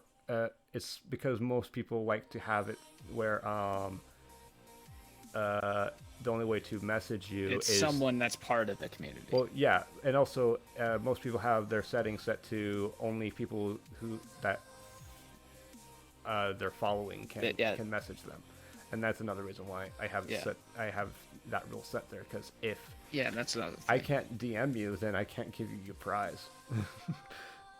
Yeah. So oh man, I remember actually winning a Twitter giveaway a while ago and getting a DM from the guy, and I was initially I looked at it and I ignored it, and I'm like, okay, that's a fucking joke. Yeah. That's because I didn't know how DMs works like that. And I got another, and then he DM me and says like, hey, look, if you don't claim this, I'll give it to someone else. I'm like, wait, are you for real? And he's like, yeah, you actually won. And so I got a copy of I mean it was NBA 20 or NBA 19 from EA. So okay. I mean it was a dumb sports game, but it was still, I entered it mostly for the hell of it because I at the time I liked that content creator, and I kind of fell away from it mostly just because my interests change. Yeah. But, I mean I still have that game on my PlayStation that I don't touch anymore. So and another thing I have for another rule I have set for the giveaway is if you subscribe, not follow, but subscribe to the Twitch, you'll double your chances. I do that because I really want to put more emotes on my channel, because the emotes that I have are made by Boom Mommy, and I was the first one to ask her to do commissions. And they are really good. I really want to promote her stuff because she did such a good job. The more emotes you have, then the more promotion you be like, look at all of these great emotes. It's not just like one or two. Look at all of these great emotes here. Look at all of them. Mm-hmm. And I don't have it set yet, but I want to get my bot to share my Discord because it's open now. There's an announcement I made on my Discord saying that as more slots on Twitch open up over time, I will reveal another emote that this person made. Yeah. And of course, the good thing about Discord though is that Discord just lets you have a ton of emotes right off the bat. I know, but I also another reason why I want to do it is because most of the time the way people find me is through Twitch first. So I want people to find me on Twitch and go, oh, okay, this person has a Discord and stuff, so I'll check out their community. And then one of the first things they'll see after verifying they'll follow the rules is that I made an announcement saying that I will reveal that I'm revealing the emotes one by one, because there's currently 6 of them that is waiting to, now 5 of them that's currently waiting to be revealed. Yeah.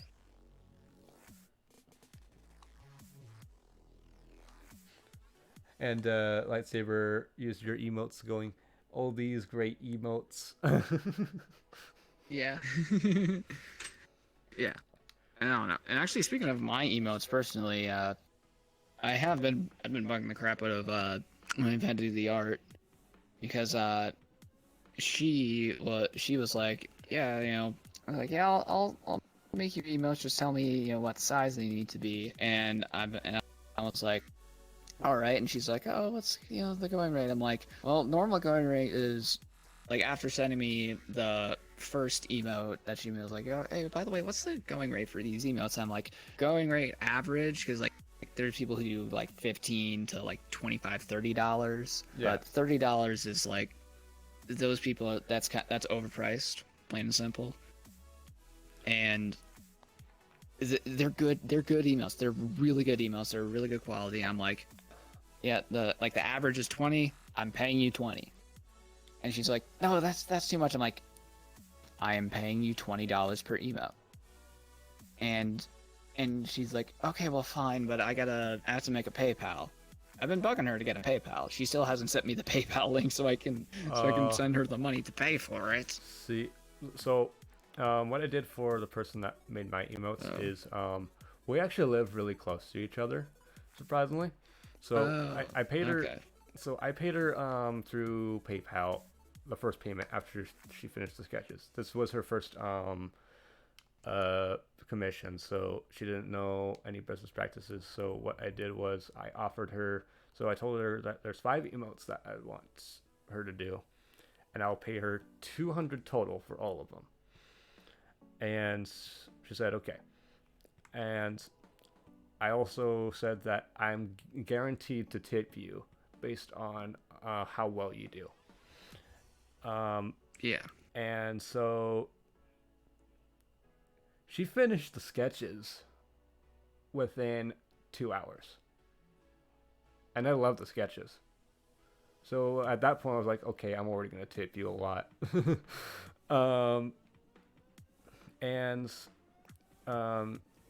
She finished the first draft of the emotes because she was using a free program first, and she's still working on. She still has like 2 more to work on, I think. Yeah, she still has 2 more to work on, but I did already pay her the rest because I know that she'll finish it. But we have that trust going on right now, and she also knows a bunch of other people that we know. So if she didn't do it, then it would definitely look bad on her. Yeah. So it's basically guaranteed she's gonna finish it. But we actually met up IRL, and I gave her 100 for the other half in cash. And then I surprised her with another 100 as a tip. She was out here flexing. She she was so happy when and shocked when I gave her the other 100. Yeah. But yeah. I don't know. And I mean, like, I don't know. I'm going to say this right now for all you artists out there. Please, stop ragging on your own art so much. I get it. Trust me, I get it. You looking at my own things that I've made in the past and looking at them. I'm looking at them through a critical lens because, and I get it. There's partially, there's obviously, like with me, there's depression and self-esteem issues. Yeah. But there's also the fact you were there for the whole process of it being created from start to finish. You saw every mistake that was made and changed it. The person who is receiving it did not see every mistake. So they're going to look at it as, have confidence in yourself. Have confidence in yourself. Charge a proper rate for it. Charge the average rate for it, See, that's... You're selling it for, everyone's like, wow, your commission prices are like, they're so cheap, but your artwork's so good. Bump that price up. Don't be afraid. Bump that price up and just be like, look, and if someone complains, be like, look, I got recommendations from a ton of people saying I'm not charging enough for my work. If you have a problem with that, then first of all, you don't want to do business with someone who's going to complain about commission prices. Yeah. Going up for emotes going up $5 per emote. No. Because if you're in the market to be spending money on emotes, that $5 is fairly negligible. Yeah. But it's also, they're also kind of a choosing beggar at that point. Yeah. And also, they'll go to someone else at the end of the day if you don't bend to their every whim and wish and whatnot. And you got to do your research too. You got to do your research. First check out their portfolio and then look at other people's portfolios and compare their prices. Then say, is it too much or too low? Oh yeah. I mean, that's the same thing. That comes down to, menu items at a restaurant. You know, like if you're serving a certain menu item, you look around and you look at other restaurants that are already established around you, and you look at what their menu price is. And you go and you actually buy it and you eat it. You purchase it and you eat it, and you taste test it, and you kind of like dissect it, and you look at what's in there. And I mean, if you're really good as a chef or a cook or something, you'll be able to like, hey, yeah, can I talk to the chef actually? I'm opening a place up nearby. I kind of want to talk shop. Yeah. And you can talk with that chef, and you might even get to look at the kitchen. You might even get to look at like the pantry and the walk-in or reach-in coolers, and you'll get to see what ingredients they use, what kind of ingredients they use, how much is made from scratch versus how much is some of the work was done before. Yeah. The quality and the conditions and everything. And you take all that and you factor that in, because I'm going to tell you right now, for the final project for the class I just took in culinary school was we had to design a restaurant concept, menu, to design recipes, do cost cards for those recipes, and then price them up for the menu using a bunch of factors, which included what similar items that other restaurants are going for or selling for. And I mean, I'll say it right now, we charged more, despite the fact that pretty much everything was going to be done from scratch. Like, even down to like, we did a burger joint, the beef, we were ordering separate cuts of beef, and we're grinding it in-house for like proper ratio, and using like quality beefs, like grass-fed, local, and the suggested menu price based off of the wholesale costs of all of the products that we were using, or the ingredients for the final dish.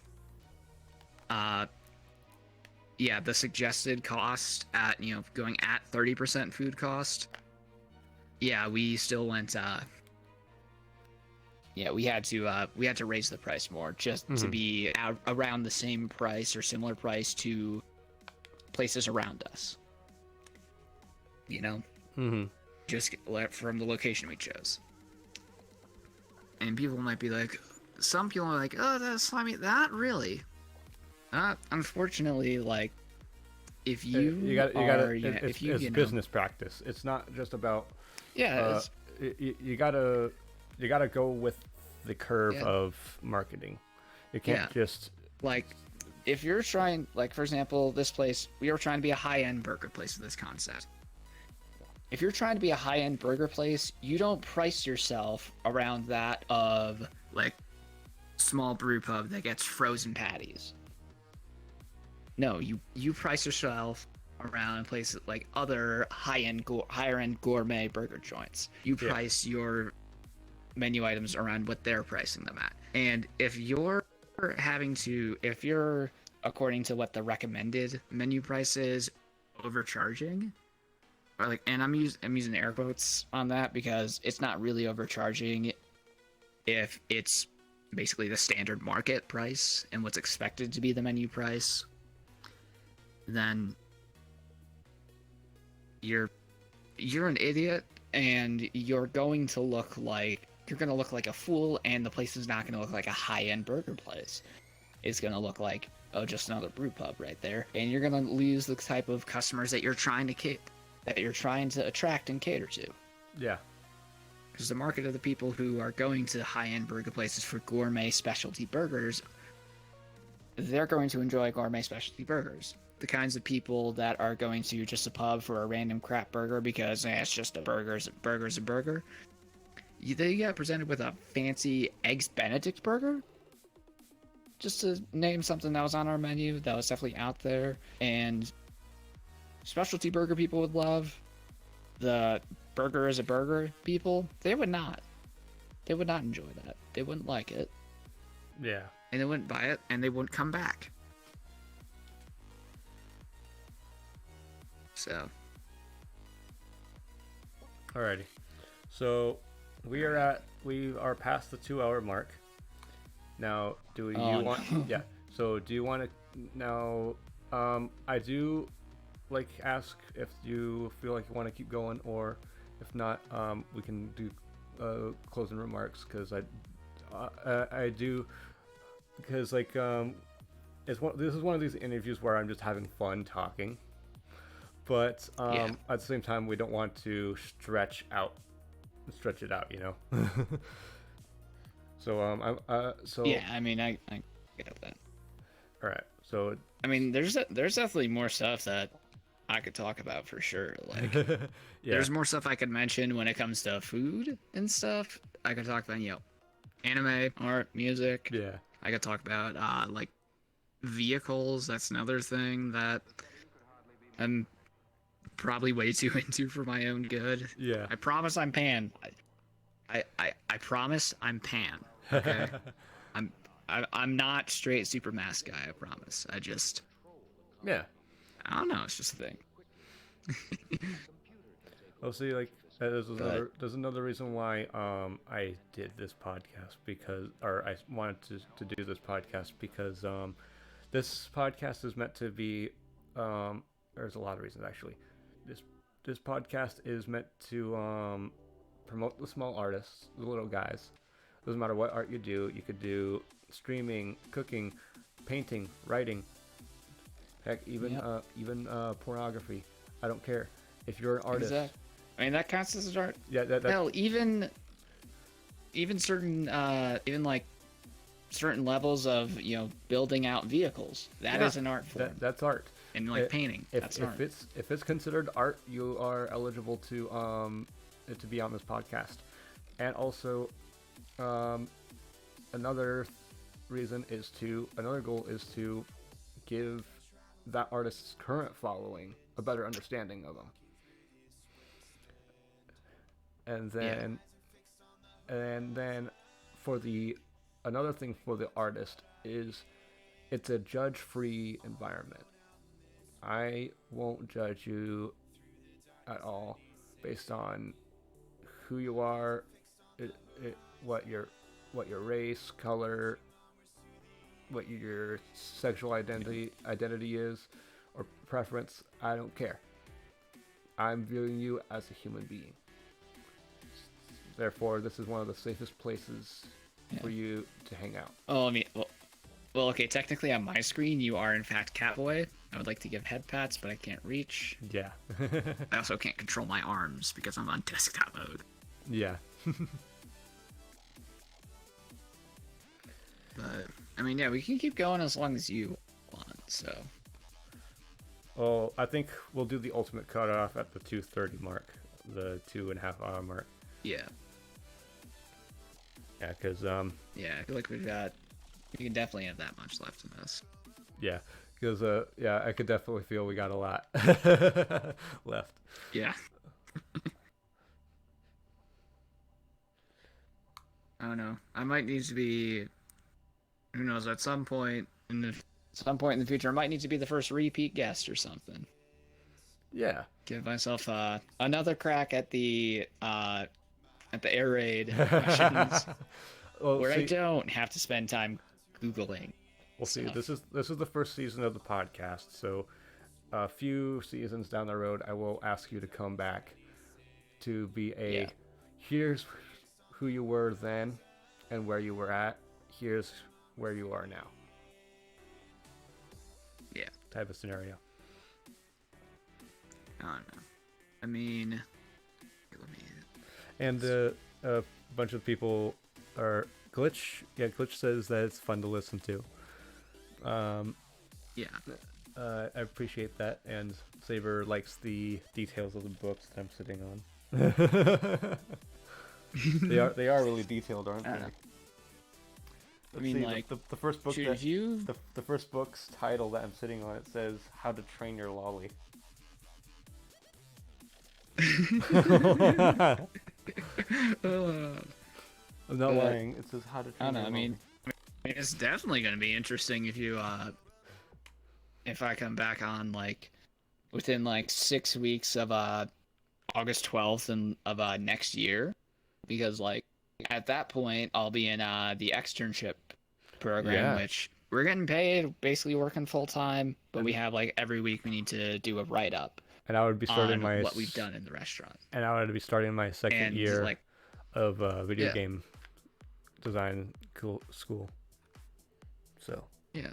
And like I don't know, I definitely that'd definitely be cool because with that, so the place I'm working now, it's a brewery slash grill, and I mean the head chef there, like trained in culinary school, works at a bunch of really good places, fantastic cook, but was like, you know what? I don't want to be in like a yelly kitchen. He's a chill guy, mellow, easygoing, yeah, and he just wants to just hang out and serve wings, burgers, and fries, yeah, and also chips and salsa. of course. And he just wants to have fun. So, he's doing this. Yeah. Lightsaber, lightsaber tank says, Miss Kobayashi's Dragon Maid should have been called How to Train Your Lolly.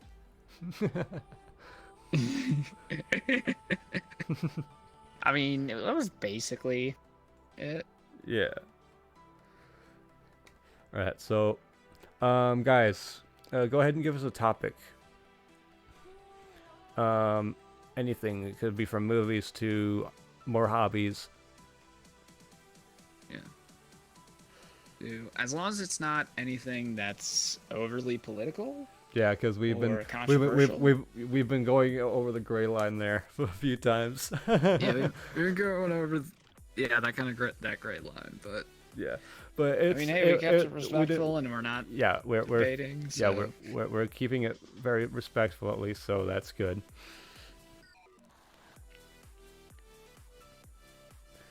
Yeah. Oh, that's a good question. Glitch Demonoid. What is the question? Glitch Demonoid asks, "How do you feel about IRL versus VTuber trend?" I don't know. Honestly, I'm not even gonna say odd one out because from what I've heard, granted, most of what I hear from is VTubers themselves. But they're saying, like, they're enjoying the VTuber versus IRL trend. I've kind of enjoyed it. I mean, I did it VTuber versus IRL thighs. Yeah. There's just some of the VTuber versus IRL things where it's like, I don't want my face and my IRL identity. Yeah, My IRL, like, and I don't mean like, like sexual and gender identity. I mean like, social security number, of government course. ID identity. I don't want that attached. Mostly because, and I know this is probably just paranoia, but I don't know how my culinary school would react if they knew the kind of content that I was making and some of the things I say on my streams, which it's not anything like offensive, but it is like raunchy, sexual kind of stuff. And still, it doesn't matter what you do anyways. You still got to be very careful about what you post on social media anyways, because if your job finds out that you do this stuff, sure, they might look at it funny if you're already hired, but if you are getting hired by them, they might reverse their decision if you're not hired yet. Yeah, if like you're in the process of hiring and being brought on, but you're not officially an employee yet, and they find something like, for example, me posting, that happened to my sister. I censored my face entirely, and it's like, you can't really identify the room much. That actually happened to my sister. And she was going to get hired into a part-time job, and then all of a sudden they reversed their decision because of something she posted on Facebook, and it was not pretty. See, fun fact, I don't have any personal social media that has my IRL identity attached to it. Aside from Facebook, and I haven't posted anything there in like 3 years. Yeah. I will still post on my Facebook to let my IRL folks know that I'm still alive and well. But that's it. That's the only reason. Yeah, see, but the thing is, like, I'm not really attached to anyone in my family through Facebook. That's like kind of the thing where like my family was like kind of different than everyone else with that. They were just like, I don't want to follow you or friend you on any social media. I don't want you doing the same for me. Keep that separate. That's kind of our own little special places. If we really got to know, we'll text or call. Yep. So. And also, and I mean, like, and also the fact that since Facebook and Twitter spies on you, Facebook the only reason Facebook actually DOSed a few people that I've met as VTubers. They actually put their real names on my people you may know list. I'm not joking. Yeah, that is bullcrap. Yep. The reason why I know it was them is because they accidentally DOSed me before. It was like, it's not that like, you know, I couldn't care less if I knew your first name or last name anyways. I'm not gonna go out there on a manhunt for you, because I just like who you are as a person right now. I mean, sure, if I were to be in your area, sure, I might ask, hey, could we meet somewhere just to hang out? Yeah. Because, you know, and like hang out, get something to eat. That would be fun. You know? Eat something. Because in-person interaction, as much as I begrudgingly admit this, but I will admit this, it's kind of nice. Yeah. But yeah, no. The only reason I actually have and even use Facebook at all is because Facebook Marketplace. That's where I got my vehicles. Yeah. That's where I've gotten pretty much all my cars. You're showing me a bunch motorcycle. You're showing me a bunch of that stuff. Last night actually. Or no, I think it was last night. Yeah. Or was it? No, it was Monday night. Yeah, it was. It was Monday night. Or was it Monday night? It was Monday night. Because it was one of those nights. Yeah. Because Tuesday I streamed. Oh yeah. But Monday I didn't stream. But yeah, it's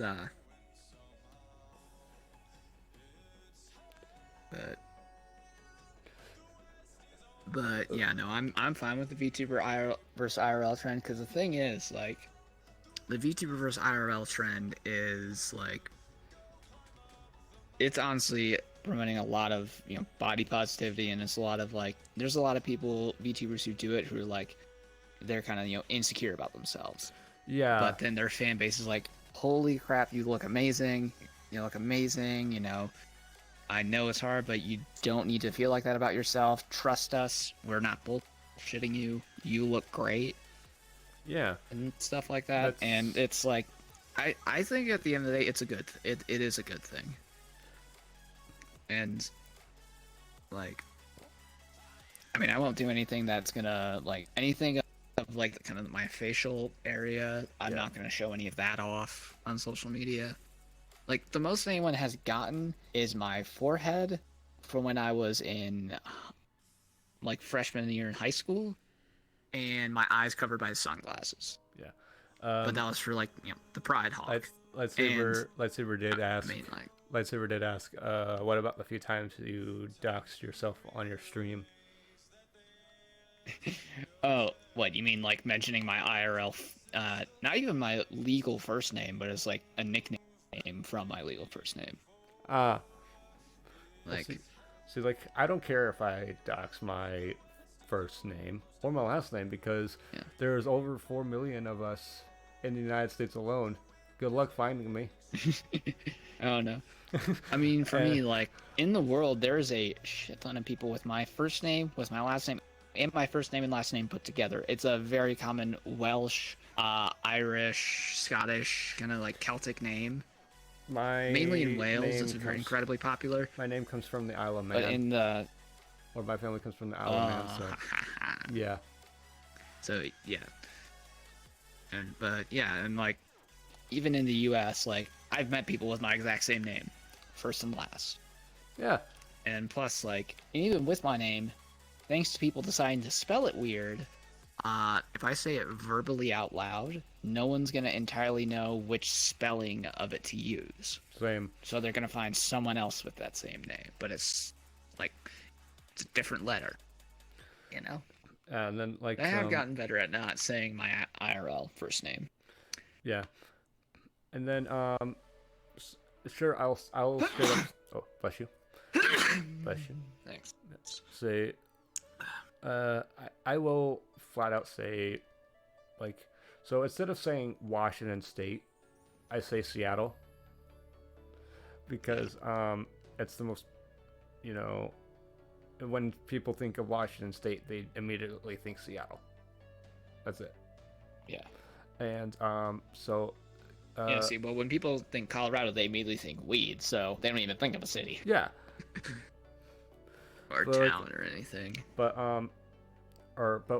whenever I say Washington though, they think DC and not the state. So I always say Seattle instead of Washington, so that way they know which Washington I'm talking about, and there's only one Seattle, so. Exactly. And I mean, I get it. It's the nation's capital, so that's probably why it's the first one. But I mean, I always call it DC. I always call it Washington DC. I just call it DC. Yep. I think that's more of an East Coast thing to do, is just call it DC. No, I call it DC as well. Yeah. I mean, but that was like real problem down on the East Coast. But when I came out to Colorado, people were like, when I was talking about, oh wait, what's going on in DC again? And they're like, the fuck is DC? So I don't know. Maybe I just ran into some dumb people.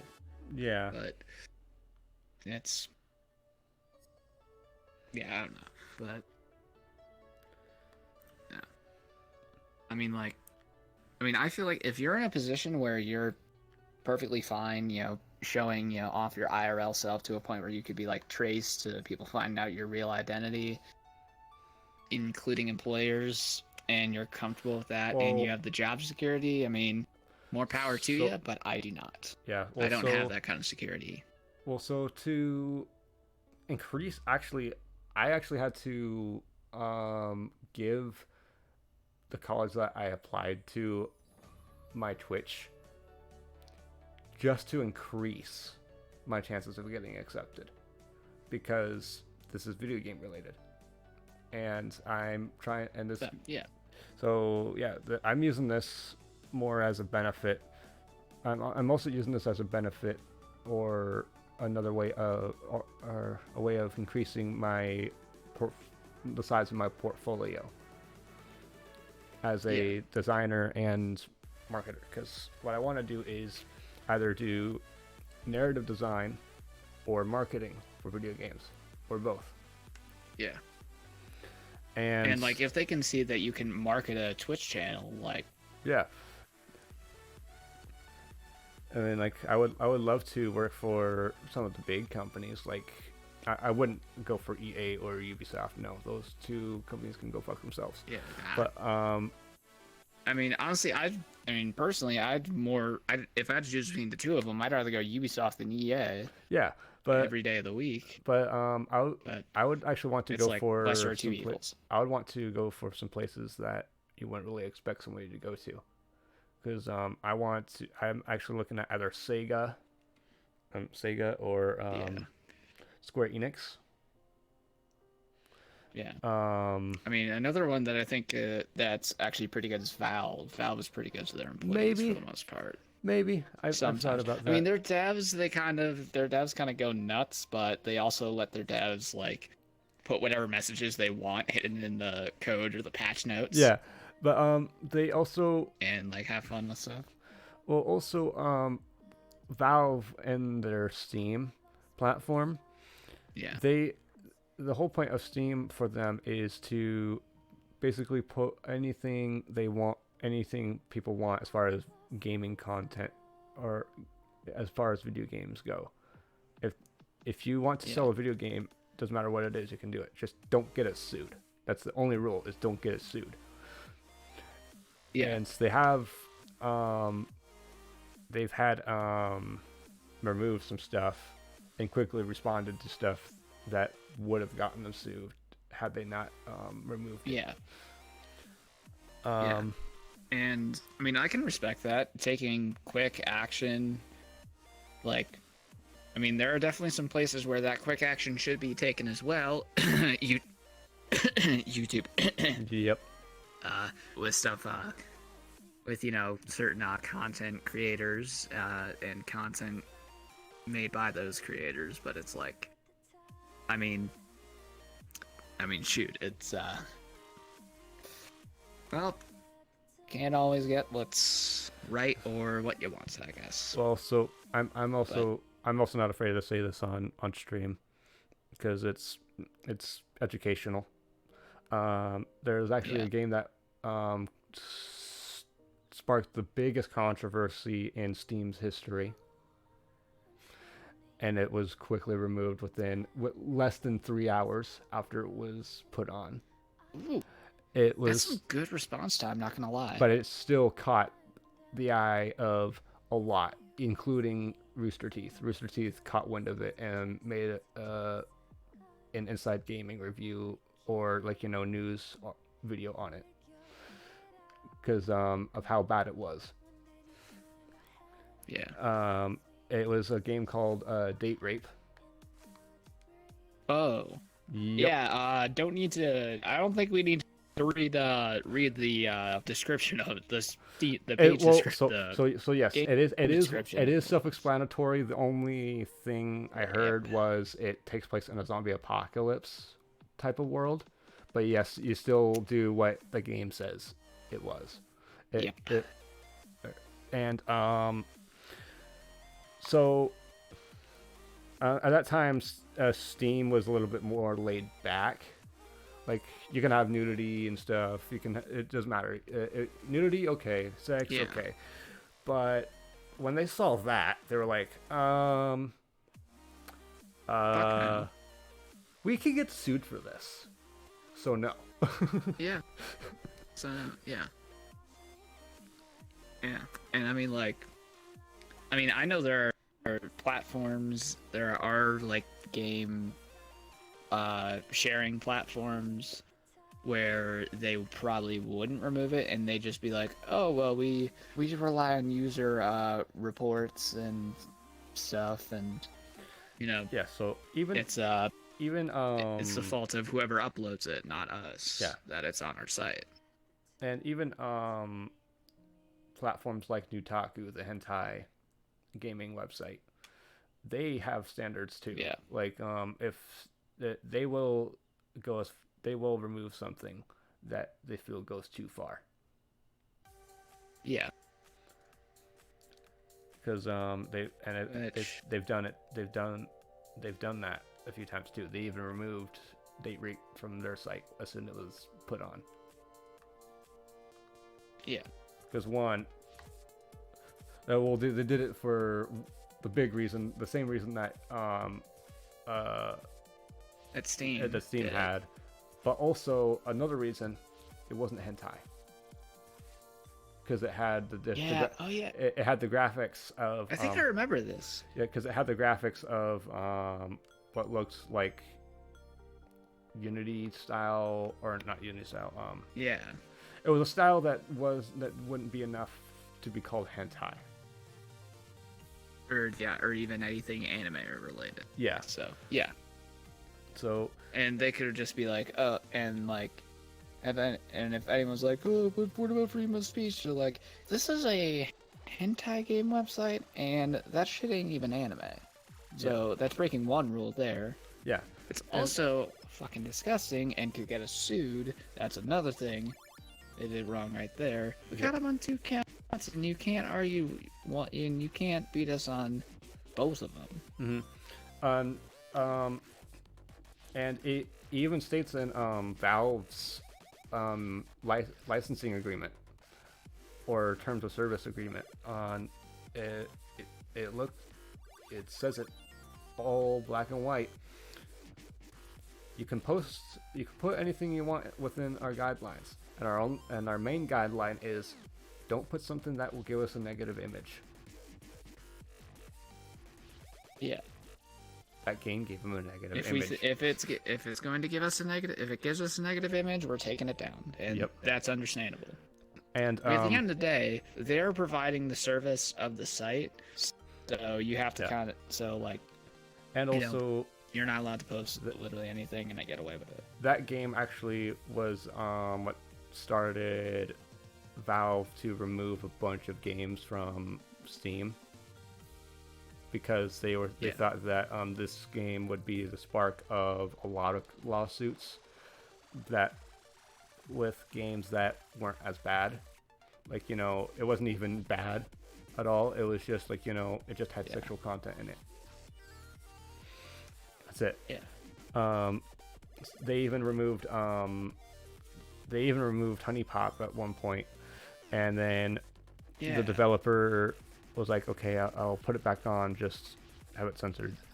And then Valve was like, okay, you can do that. Yeah. And of course, the thing with that game though is that in Honey Pop, it is all consensual, and they are of legal age. So yes, and it also by international law, you must state in your description or somewhere in your game that states that it's a work of fiction and all characters depicted are of legal age. Because you can't because you still, even though it's not real and even though it's animated, the character still has to be of legal age no matter what. Yeah. Which there's the argument of, oh, what about artistic image? Yeah, but at the same time, if there are people who are going to look at it and think it's okay to be sexual with someone underage, and it's not. Yeah. But there are people who are going to use that, and also as someone, you don't know for a fact if it's just artistic, or if it's the person who made it actually is into. Now, see, minors, as far as artistic expression goes in that aspect, sure, I will allow something like, they were of this age in the past, and that's when they had their interaction. But it's this many years later, so it's behind them, but they're still looking back on it. That I'm okay with, because, for example, Indiana Jones did that. Where Indiana Jones had a sexual relationship with a minor that was under the age of consent, and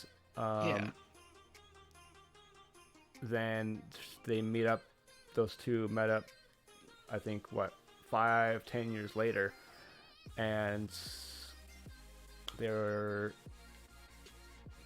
looking back on it and stuff, saying it's past us now, we can't fix it, stuff like that. That stuff I'm okay with, because it adds more character development, hey, I know I messed up, I'm willing to admit it. I'm not saying that I don't regret it.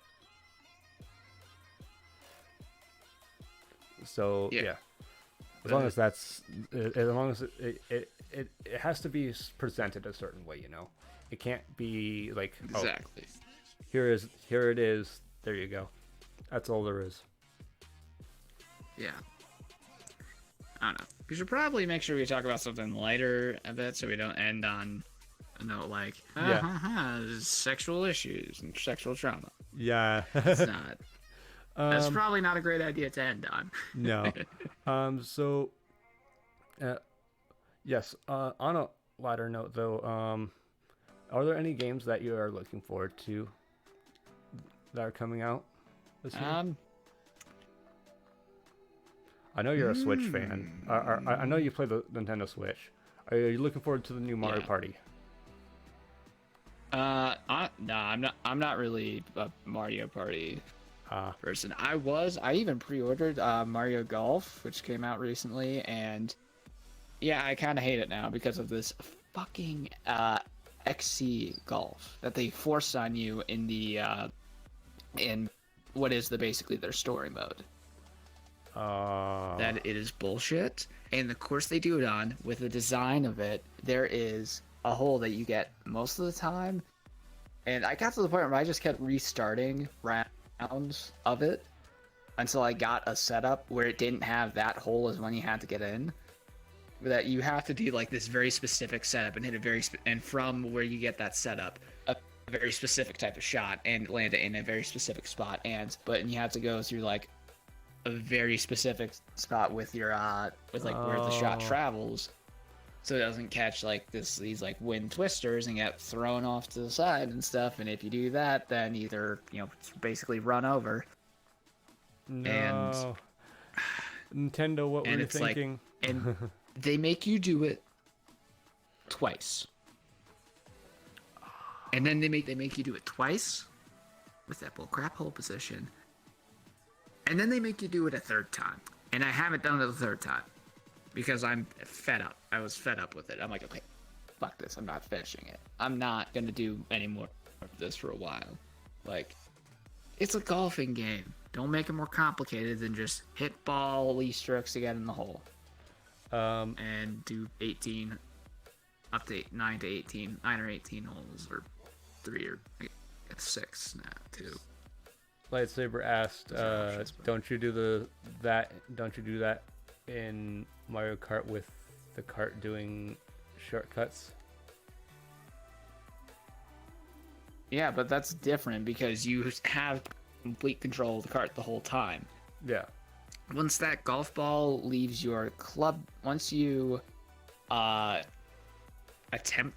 you decide that I think this is the line, and you input the power level for the shot and set the height,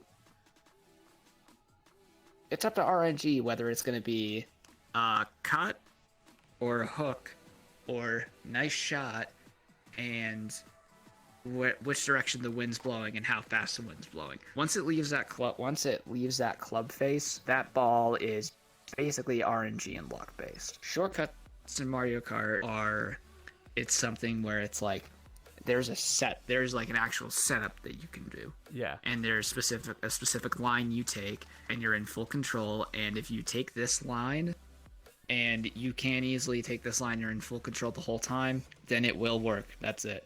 Yeah. So I think that's a good portion to end.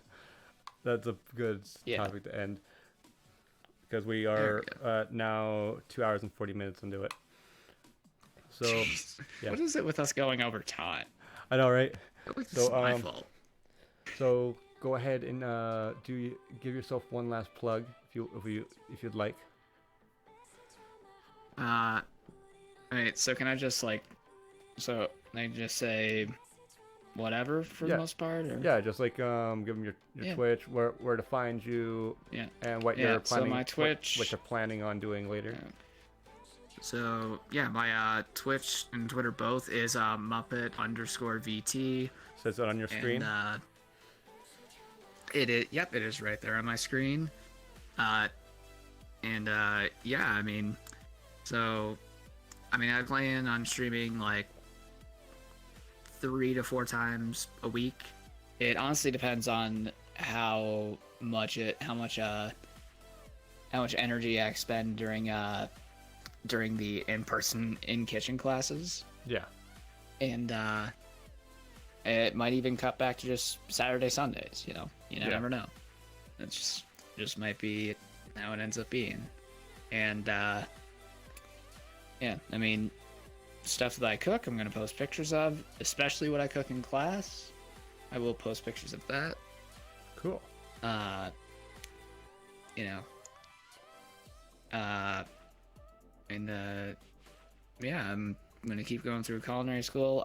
Tomorrow I'm doing a collab with Jelly. Nice. We're going to be playing Mario Kart, and I'm trying to get as many people to that stream as possible. We're doing it at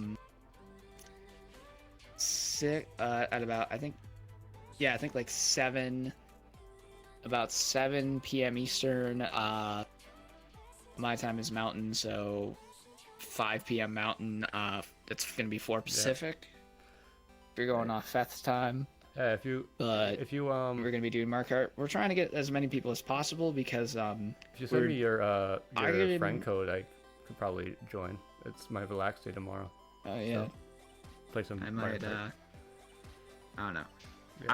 I'm trying to figure out whether I'd have to go through friend.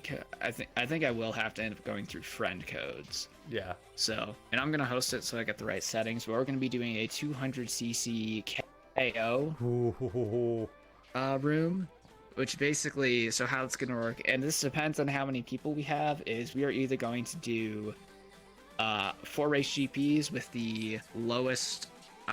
With whoever is last place in points at the end of the 4 races, is going to have to leave the room, and we keep doing that until there's one person remaining. Okay. And or we're going to do a you're last, you're out kind of thing. Yeah.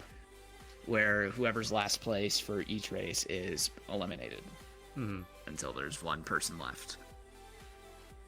So. I don't know, it should be fun. Might also be chaotic because I've never run anything like this before. And also it is going to have to be an honors system. Yes. So... Where? Yeah. So that's Muppet, everybody. Go follow him on Twitter and Twitch. His tag is on your screen. I'm Feth Games. My tag is right here. Underneath me on your screen as well. So next week on Thursday, we will be interviewing the Rez. He's a Native American VTuber. And Friday will be our next stream. We will be doing a retry of commentating Avandaria's story.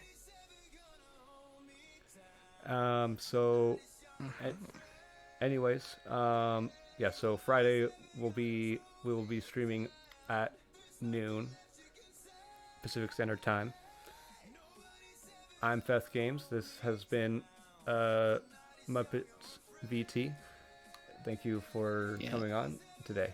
Thanks for bringing me on. Yeah. This is fun. Yeah. And so I hope for those of you who are here for the podcast, I hope to see you guys next week. Be sure to check us out on Twitter and Twitch for those of you who are listening to this on Spotify. And as always, I will see you guys next time. Until then, keep flapping those wings, everybody. And now we are going to raid somebody. Let's find out who to raid. Right. Who are we raiding? Actually, I guess so I can actually open Chrome. I wanna be part of the raid. Yeah. Be sure to stick around for the raid to earn your feathers. Yeah.